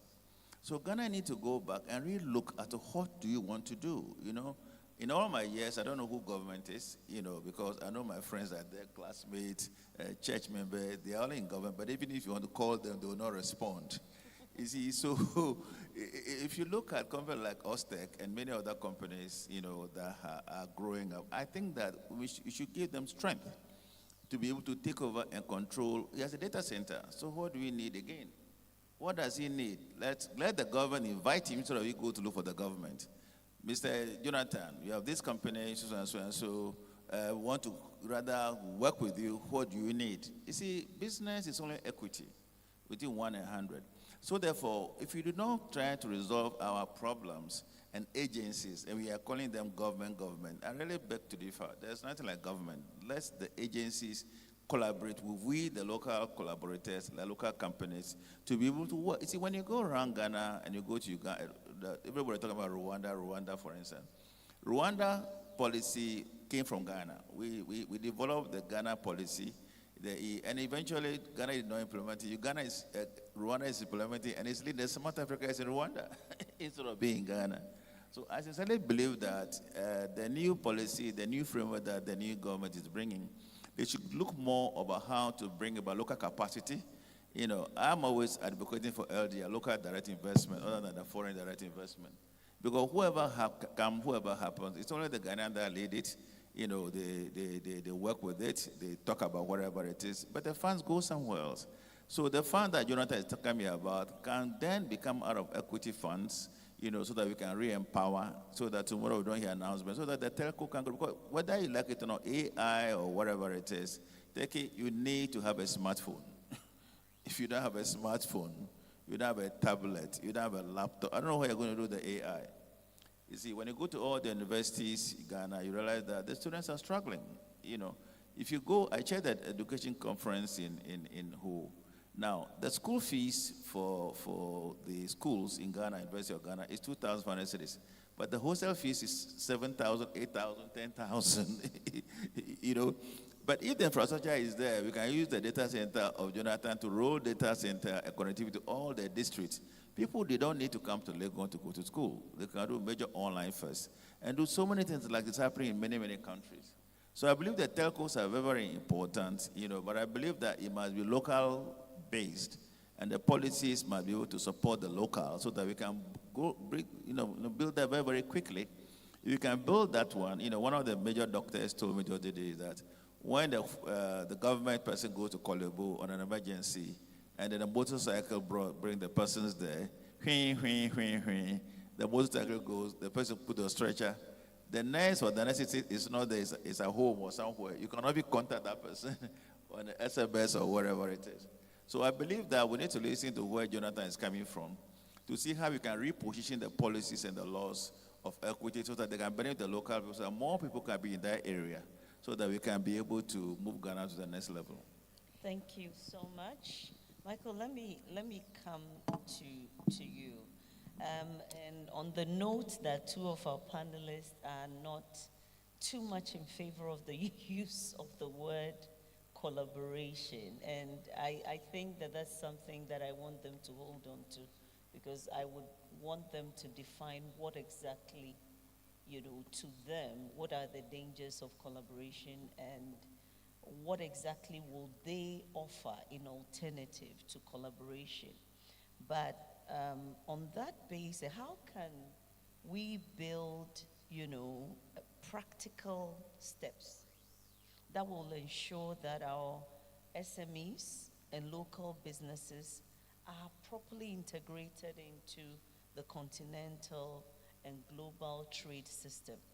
And I'm asking this question very mindful of the fact that a few years ago, my organization had done some work in assessment of readiness of a number of African countries for the AFCFTA. And we found that, in our opinion, none of the countries were ready. And one of the bases for which we assessed readiness was also the market and the people. Looking at our communities where we have a highly informal sectors, right? Most of them don't even have formal education, and these make up a chunk of our economies. How do we even integrate them? Because international trade in itself and in its entirety is very formal in terms of structure and how it works. So how do you think that governments can actually work with SMEs and local entities to really enable this? Well, one thing I realize in this country is that people want to do things on their own, like individualistic way of doing things. When we come to example is this shea butter exportation that they do these days. Until the local farmers come together to form cooperatives, there is no way they will have that strong bargaining power, and there is no way the government can be able to support them, or they have a strong voice to be able to do anything. So I would suggest that the best way that our SMEs can be able to have a strong voice, to be able to drive policy, is many of them forming associations that come together. They do things together to allure to their general good, not to be fronting things on individual basis. That is the only way that they can have a stronger voice in formulating policies that will allure to their benefits. That is the only way we can go about it. Oh, right. And I'm hoping that, Jonathan, you very much have a similar question. And yes, because yes, you... I'm keen to elaborate further on my difficulties with when I hear collaboration. Yeah. So, just to make this very clear, the concern is not to keep government out, right? The point I'm making is the challenges that government face. If we're going to sit here and say, why is government not putting X amount of money into this IT infrastructure so that we can build it and have, a digital trade hub for Ghana or for the region? If we're going to sit back and say, why government not putting in the money, we're never going to get it done, right? Because I want all of us to begin to look at how, when we hear collaboration with government, to just begin to step back and basically walk away from waiting the idea that we need government to come and put in money. Because the competing interests for government's money will mean that we will forever be waiting and somebody will build this thing and it will sit outside and we will have it as a service, and that's the only way we're going to get what we're looking for. The reason why, now we're getting some, proper, what I would call proper tier 4s, tier 3+ data centers in Ghana. But when we built our data center in Ostec, we built our own to, if you like, have our local version of your AWS and Azure and so on. All these data centers were not around. We had to fund it because, taking money from the bank is a no-no. The interest rates are too high, right? Going to the government, you're competing with some pretty critical things that government needs to deal with, like I said, with like health and education and so on. So collaboration with government, yes. I think the way we collaborate with government or the way government views how it engages the private sector should change. I think government has the capacity to engage the donor agencies who don't want to give the money for free, and then the private sector is not asking for free funding. What we're asking for is some concessional rates so we don't have to pay the excessive interest rates that we have locally. The money should not be brought to us for free. The money should be given to the banks here to on-lend at a reduced rate. That will empower local businesses to be able to invest. You're not going to borrow at 30% and be able to pay back because you're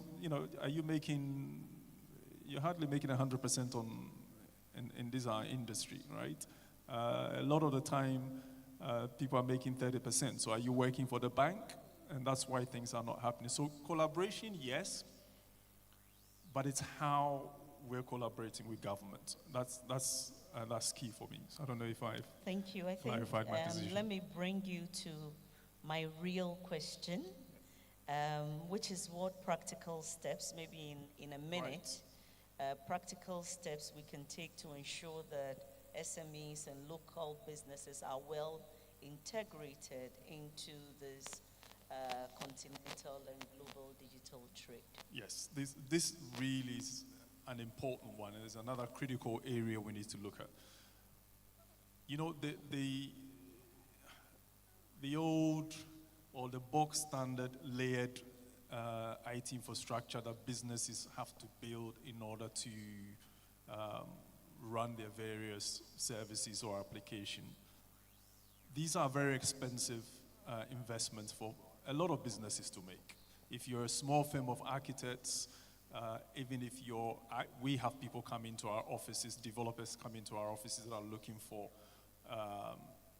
infrastructure to lease so they can build various applications and so on. But if you're looking, or let me just put it this way, how do we help SMEs, right, really benefit from the conversation we're having here? What we're doing at OSTEC, and we're doing this with one of the telcos in town, is that we recognize that, again, if you're a firm of lawyers or architects or whatever it is you do, to be able to scale your business, run maybe an ERP application,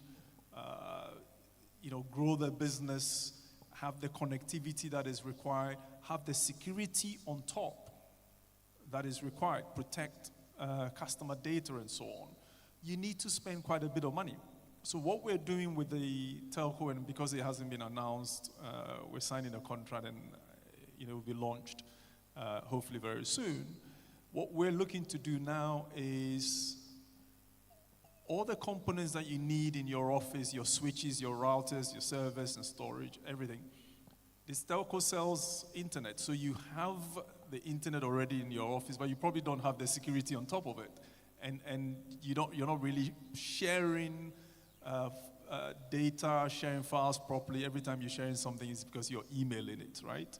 So what we're looking to do is for SMEs, come into your environment, build the infrastructure that you need, and then have you pay a small amount monthly to use it. And that small amount is added to the monthly that you're paying the telco for the bandwidth, right? So if you're paying 1,000 cedis for a bandwidth, suddenly you might be paying maybe 1,500 cedis a month for the bandwidth. And with that, you've got the IT infrastructure that you need in your office. This is what I think will help SMEs really step up and make a difference in with the conversation we're having. Thank you. I think that's more like launching into my question for Doc as well, which is on how, or what innovative telecom-based solutions could actually drive inclusion for SMEs and rural businesses in digital trade. I just left a conference, Telecom conference last week at Labade Beach, and I'm saying that, we all talk about rural in Africa or villages or whatever. I do not think that there are any rural people in Africa anymore. You see, Ghana especially is a very simple country. Government should move to the 275 district mayors, if you will. And as Jonathan is saying, let us make sure that there are infrastructure in each of the 275 districts, that can connect that coverage area alone. You see, if you look at, the policies about trade, all that the so-called, or who we branded the rural areas they need is markets. The Shebata lady in Tamale or whatever, they just want to sell. But if you look at history, a tourist went to Tamale, and spent tourists there, and they used Shebata and created a huge business in the UK. You see, if you go to Volta, wherever you go, they want to sell their products. Now, we have the commodity exchange there, in Ghana here. If you go to other countries like India, the commodity exchange is the one that creates the market base for all the so-called rural areas. So the product go through to the market. They are paid. Interest rate in Ghana is too high. Even though the dollar has come down all the way to where we are now, interest rate in the village, the rural bank, are still 36%, within the communities. The banks are not able to come down with interest rate or lending rate, the so-called traders. Now, if you go drive to Kumasi, you see a lot of traders there on the road. All they want, anybody can go and collect those products and then pay them for that. They don't need to receive them the mothers from morning to the evening, said if there's infrastructure or the way to sell their products on platforms. Look, Amazon and all these that are created, people are selling anything.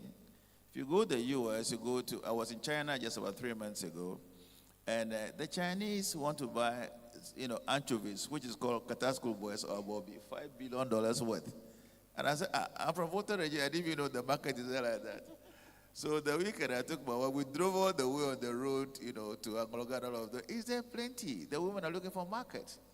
So I think that we need to be able to recognize that it's not only about gold or cocoa that can generate revenue, for the country. But there are areas, especially mothers who are trading on the streets, might recognize, let them go to this assembly or somewhere and sign some paper and get whatever they want.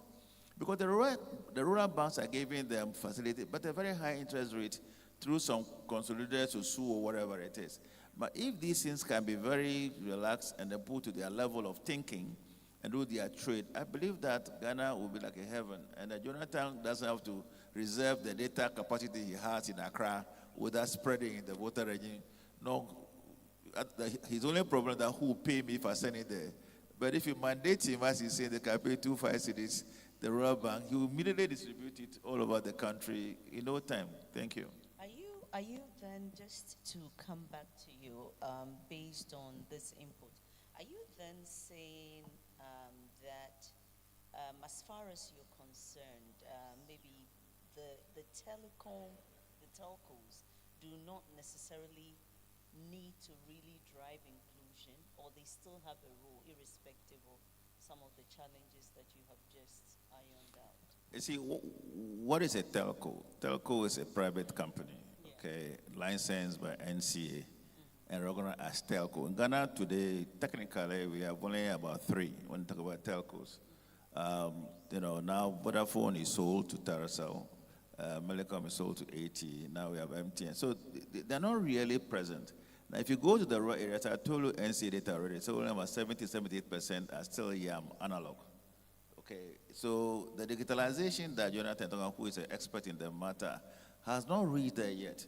Now, another problem which is driving this negativity is the MOMO. You see, almost 54% of the telcos platform is mobile money. So they are getting more cash flow from that than deploying the digitalization and the connectivity in the rural areas. So there must be that kind of policy so that at least if you can solve this problem on the basic, we are now at AI, everyone talking about AI. But again, you cannot be in my village and talk about AI. Who's going to mind you? So we need to be able to go back to the ground, and within a short period of time, if we have a meeting like this, we can be able to do it very quickly, because Jonathan had the capacity, he had the data center. The question, how am I going to be paid? That's the next question. But the users, to pay them, they are there everywhere. All of our Accra roads to Cape Coast to whatever, people are trading on the road. So we need to get the Ghana, community exchange into practice. Get those who have the infrastructure in practice. Not only the telcos, but really those who can do it. Look, we just did a conference here a few months ago. Mutala, the one who applied, he was the guest of honor, I was the chairperson. This is what he said. He said, before I was appointed as the Minister of Science and Technology, I almost refused to go because I did psychology for my PhD. I'm a politician. I don't see what I'm going to do as science and technology. But when I got there, I realized that, there's a lot of knowledge in Ghana, in the rural areas, in the traders and all the science, the technology, but how to be able to optimize it is a problem. And he also realized that NITA fufu that they were buying was created by young people, and then to creek, and then not marketed. So he's going to do a big conference in October where he bring all these rural areas, everybody together, so that we'll see how we can leapfrog and move forward the next day he passed. So there are a lot of knowledge, there are a lot of people here who can do it, and I believe that if the government we are talking about, the ministers or the agencies that are in charge can be able to be responsible and drive their agencies, I believe that it should not be a problem. Okay, so I have one last question before we open up to the audience to come up with your questions or comments on our discussion so far. And I want to move away from the word collaboration or collaborative. So this is going to be my final question to all of you. what one action must Ghana prioritize? And by Ghana, I believe we mean government. Should government prioritize within the next 12 months to demonstrate leadership in Africa's digital trade agency? And I will start with you, Jonathan. One action. Just the one. I think it has to be, because I believe passionately in the capacity that we have here. I know our company. I know what we can do. I know what other companies in this industry can do. So we have the skills, we have the capacity. I think the one thing government can do, because access to credit is tough, and I take the view that it's not for government to bring the cash, because if we wait, we'll wait forever. The one thing government can do is step out there, connect our industry to the resources that are out there, and have those resources, those who own and have access to that capital, work with our banks here to make it available to the private sector. My everything is how we grow the private sector and not how we do it through the government. Thank you. Thank you. Michael? Yes, so as we always say, that the private sector is an engine for growth. And then moving across, I can see clearly that there are many good brains in the diaspora. So I would suggest that government should be able to do more diasporal engagements to be able to fish out those powerful brains in the diaspora to come, and then, because they can get access to credit in wherever they are and then invest in Ghana.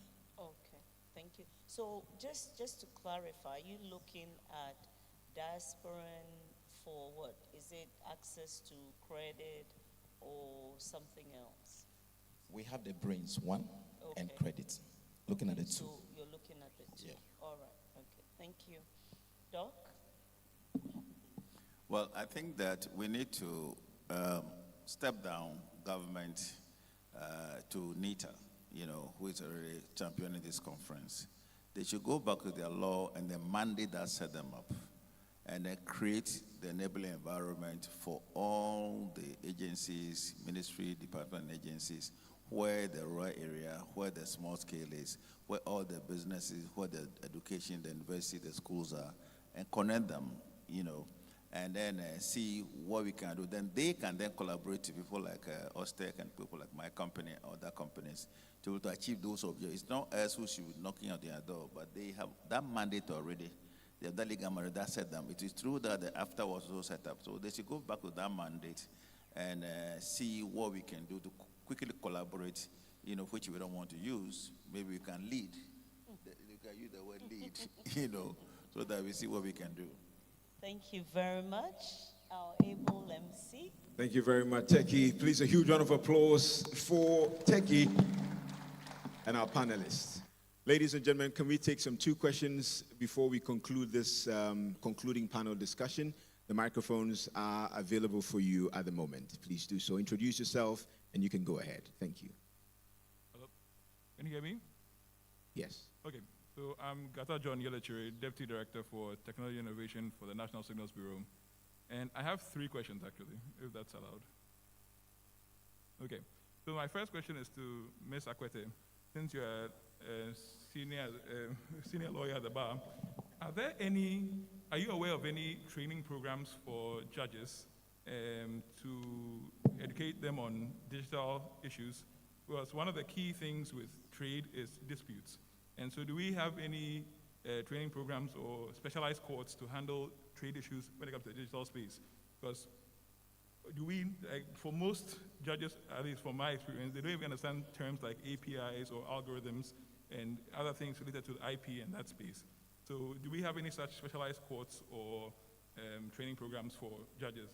And then to Mr. Tewia, who, since he's in the data center space, one of the reasons people in my sector cite for preferring foreign data centers is the ease of use. Because, for example, if I go to AWS and I have a credit card or a debit card, I can, without calling anyone or sending any email, provision whatever resources I need, and it's available immediately. But for, at least my experience, for most of the data centers in Ghana, you'll have to call somebody or send some email or something to get it set up. So is there any solution provider that from end to end I can just go and say, okay, I have enough money, I want to provision this, and then you give me access to those resources? And then to Mr. Aholu, in terms of calculating our taxes and customs and duty on items that are being shipped in, that's one of the main issues, logistics. Is there any integration with GRA so that if I say I am an online e-commerce shop and I want to ship things from, say, America and by air freight, is there an automatic way to say, okay, this is the things I'm bringing, and there's an API to calculate the tax and everything so that people are not surprised when the items arrive and then they say, okay, you have to pay some exorbitant amount, so it's automatically calculated. Thank you.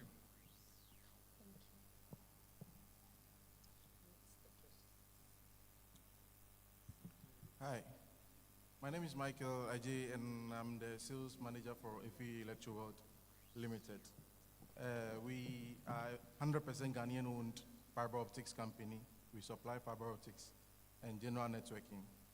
And it's fully Ghanaian, actually. There is no foreign. It's fully Ghanaian. We are in the market with our competitors. Almost 99% of them are foreign companies.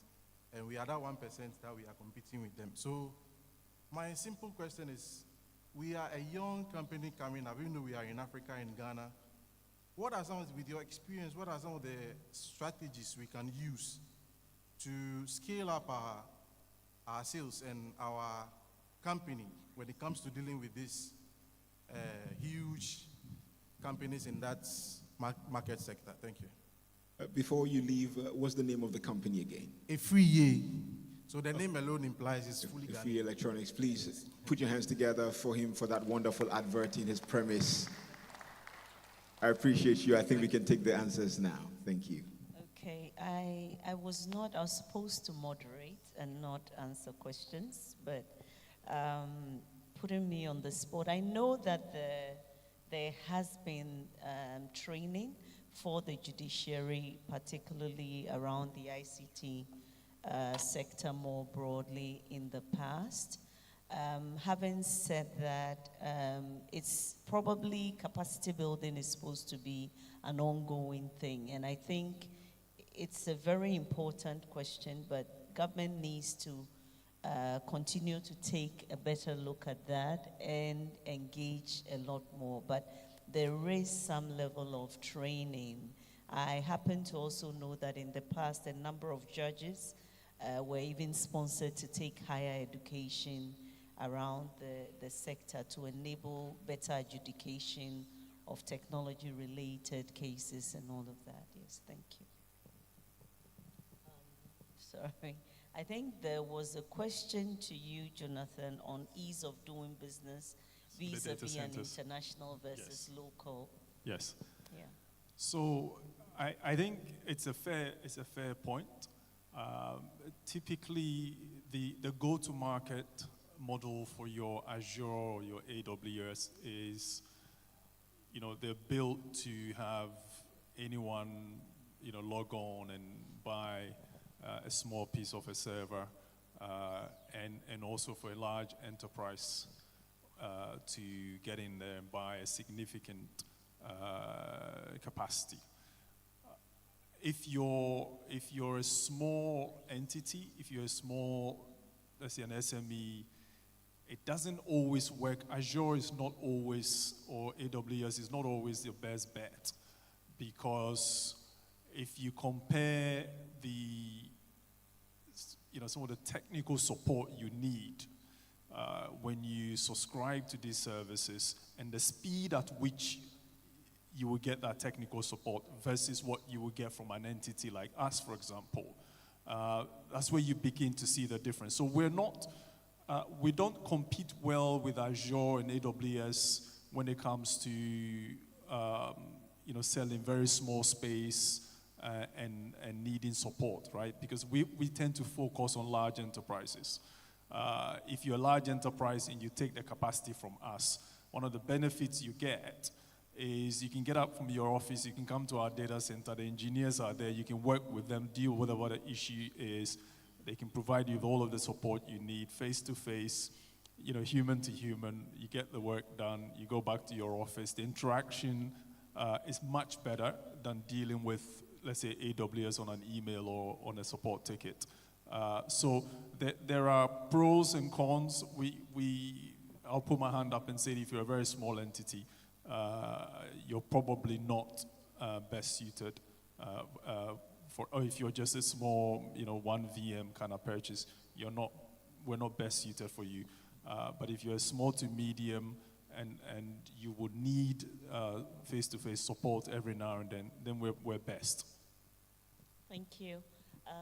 Michael, your question was on it was asking of taxes and as to whether you can be able to determine digital trade, Yes.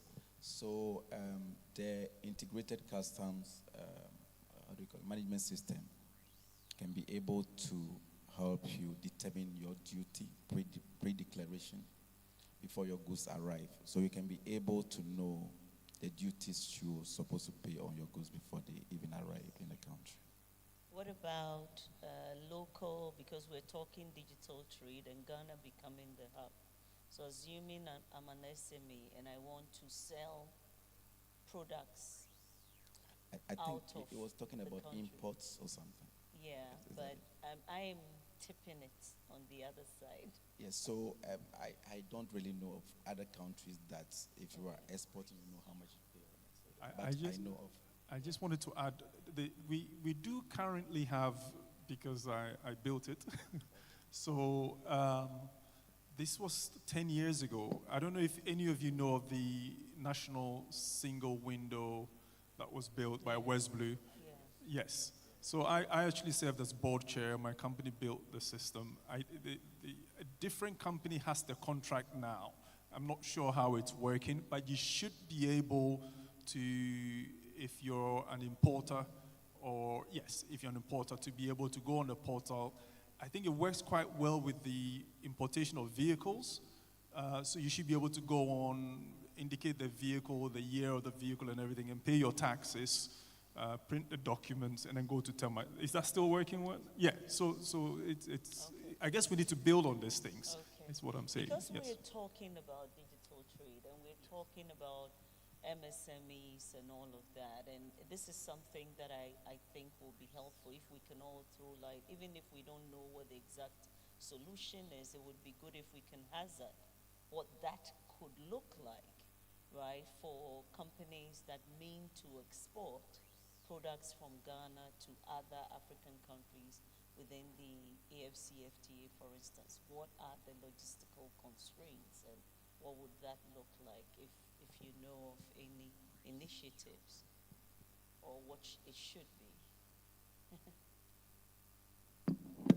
Well, I think these things are not difficult. I mean, this is the challenges that we need to throw to our, schools, for instance. See, these are just apps. These are all platforms today.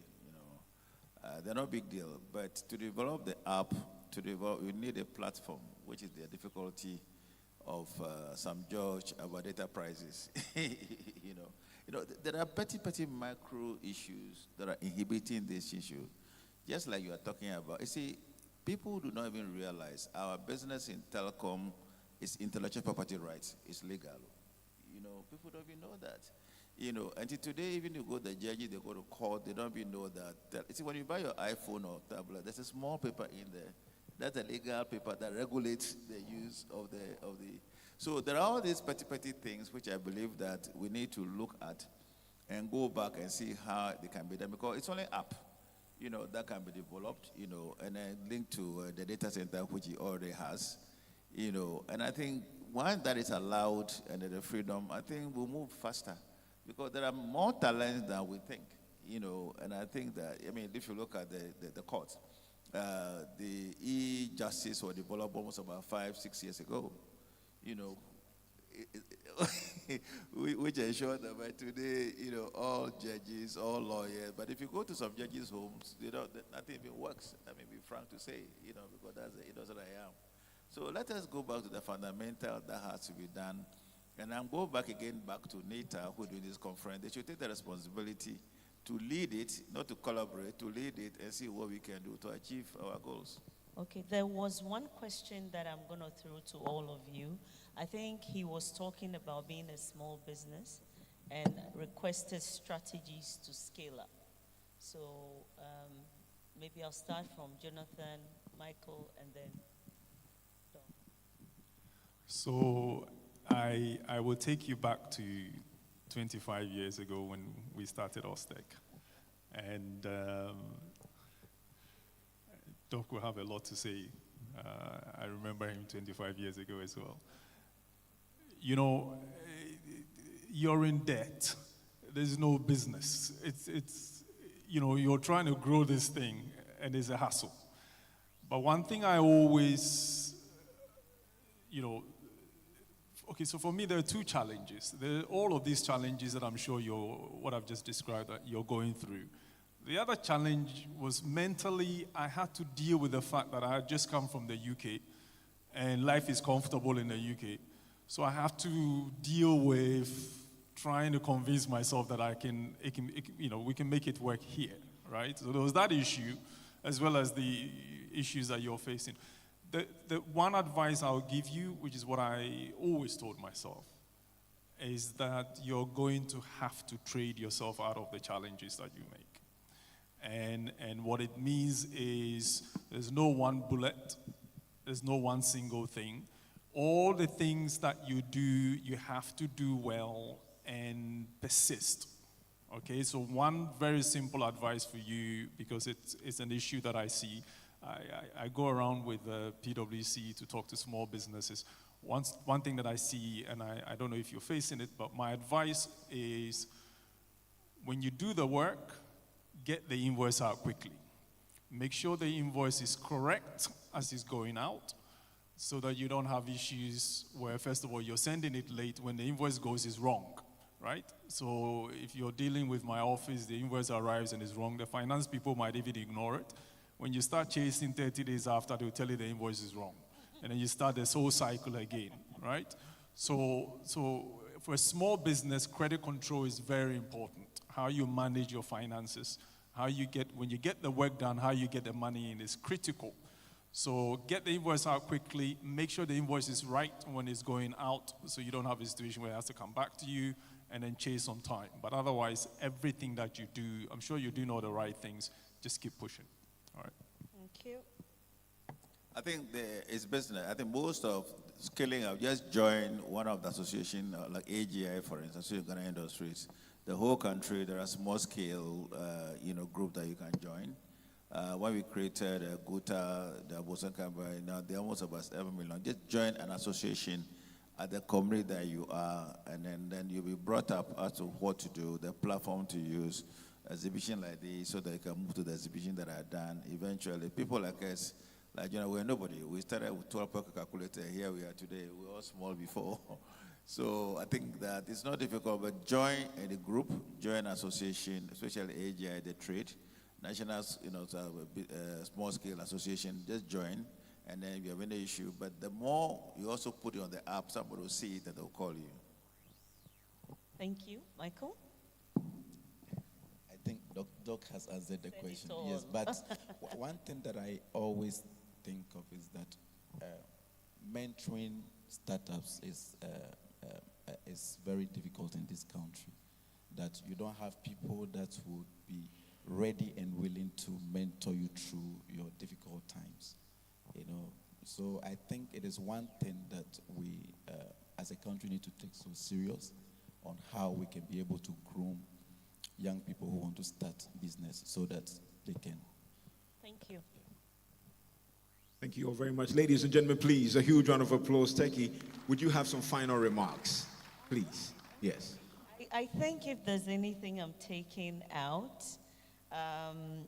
today, or we should leave with, NITA with, or by extension, government with, is the fact that rather than collaborative, I'm going to cancel the collaborative and say that we need to look at an enabling framework for digital leadership if we want to really champion digital trade in Africa. So thank you. Ladies and gentlemen, a huge round of applause for Techie and all the panelists that we've had, from Mr. Teria, Mr. Aholu, and Doc. Thank you so much. You have been brilliant. Please, you want to step forward for a photo? Yes.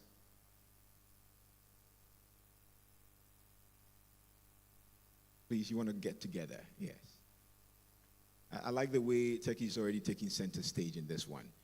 Doc, you want to move to the right a little bit so you can center in between these two speakers? I'll be grateful. Thank you.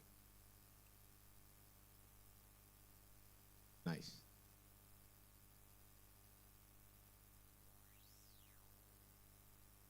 Very refreshing. Thank you. Thank you. Thank you. You will take your seats at this point. A final round of applause for them, as this has been the concluding panel discussion that we've had. And this has been good. When the big men meet, you see how they have conversations. Watch and learn. Watch and learn. Yeah. One thing I would take from this as well, especially in the final part about being mentored, is that for young persons as well, we are very passionate when we create businesses and solutions. It is also very important that we learn to listen, because sometimes we are so passionate that we may not be able to hear. And Mr. Aholu, that point of yours comes sinking in when we know that we are passionate about our solutions and the companies that we've built, that it is difficult to be mentored. Yes, and so for young persons who I can see in the auditorium, including myself, it would be good to take that with us to be able to listen so that we can actually be mentored. Thank you very much. Now we'll come to the closing of day one. And to do this remarks with us is the Director of Technical Services at NITA and also co-chair of the organizing committee of the National ICT Week. Please, let's welcome Mr. Solomon Richardson.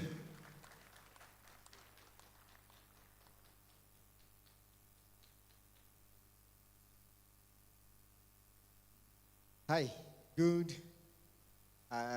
afternoon, still afternoon. Yes, good afternoon to you all. What a day to open the ICT Week. From the first note of the Kwampa Band and our national anthem to the final panel who just left, you fill this hall with candor, data, and of course, ambition. We began with a clear framing. Welcome from NITA, that's the Director General. He gave his opening remarks. We moved on to Deputy Minister, who also set the whole conversation in context so far as the sector ministry is concerned and what the ministry is doing to push digital trade.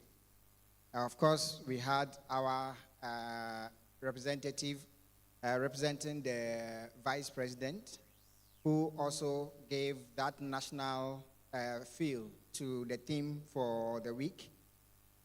We had the Ministry of Trade come in and bring that angle of focus to the SMEs, how we should focus on the SMEs and then move them from the Makola stores and all that to international digital trade platforms. Those messages grounded our conversations and national priorities and inclusive growth. We then rolled up our sleeves. There was the CEO roundtable conversation that dealt very well with public-private partnerships.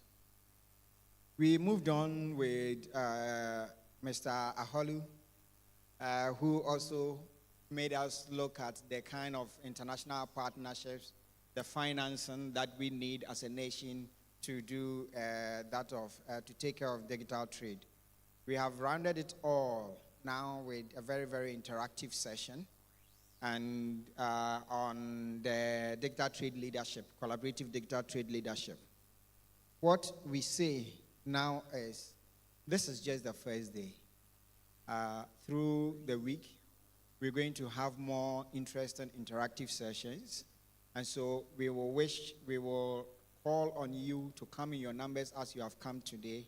Don't just come for the first day and stay out for the rest of the days. This is just the opening ceremony. The actual conversations start from tomorrow. The practicality will be brought to bear from tomorrow. We will have more experts come in and talk to us. We'll have more interactive sessions from tomorrow going. So we will wish that all of you will show up tomorrow. On that note, we would like, I would like on behalf of NITA to thank all of us over here, our partners, the dignitaries, of course, the speakers and moderators, as well as the panelists, and all the unseen hands that have been working behind the scene to keep us on time, to keep all the program rolling forward. We hope tomorrow will be yet another interesting day. Thank you very much. Thank you very much, Mr. Richardson. Please, another round of applause for putting all of this together. And finally, I'd say this, a huge round of applause for yourselves for participating till this moment. Please, let there be a resounding applause for yourselves. Before we leave, I'll give you a sneak peek into tomorrow. Tomorrow, we're looking at digital trust in African trade. Digital trust in African trade as a subtopic for tomorrow. So all of tomorrow, there'll be 2 panel discussions as we saw today, but there will also be topical presentations on various aspects of digital trust in African trade. And so this is what we are leaving with tomorrow. Very special thanks to Kwanpa in the corner. Please put your hands together for them. We appreciate them. Yes. And this has been day 1 of the National ICT Week, brought to you by NITA in collaboration with the Ministry of Communications, Digital Technology and Innovations. My name has been Atuabas, and it's been such a pleasure to be here with you. Tomorrow, Papa Ackerst will take over as MC for tomorrow. So you won't be seeing me here, but I'll still be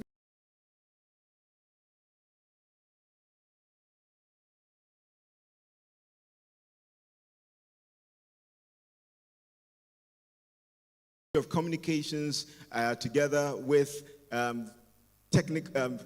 Ministry of Communications, Digital Technology and Innovation. It's always a mouthful for me, pardon me. And also, God bless us all. Shall we hear an amen? Fabulous. Today has ended. Lunch is served, and while you go out, the stewards will guide you as to go. Pampa here will give us some melodious tune.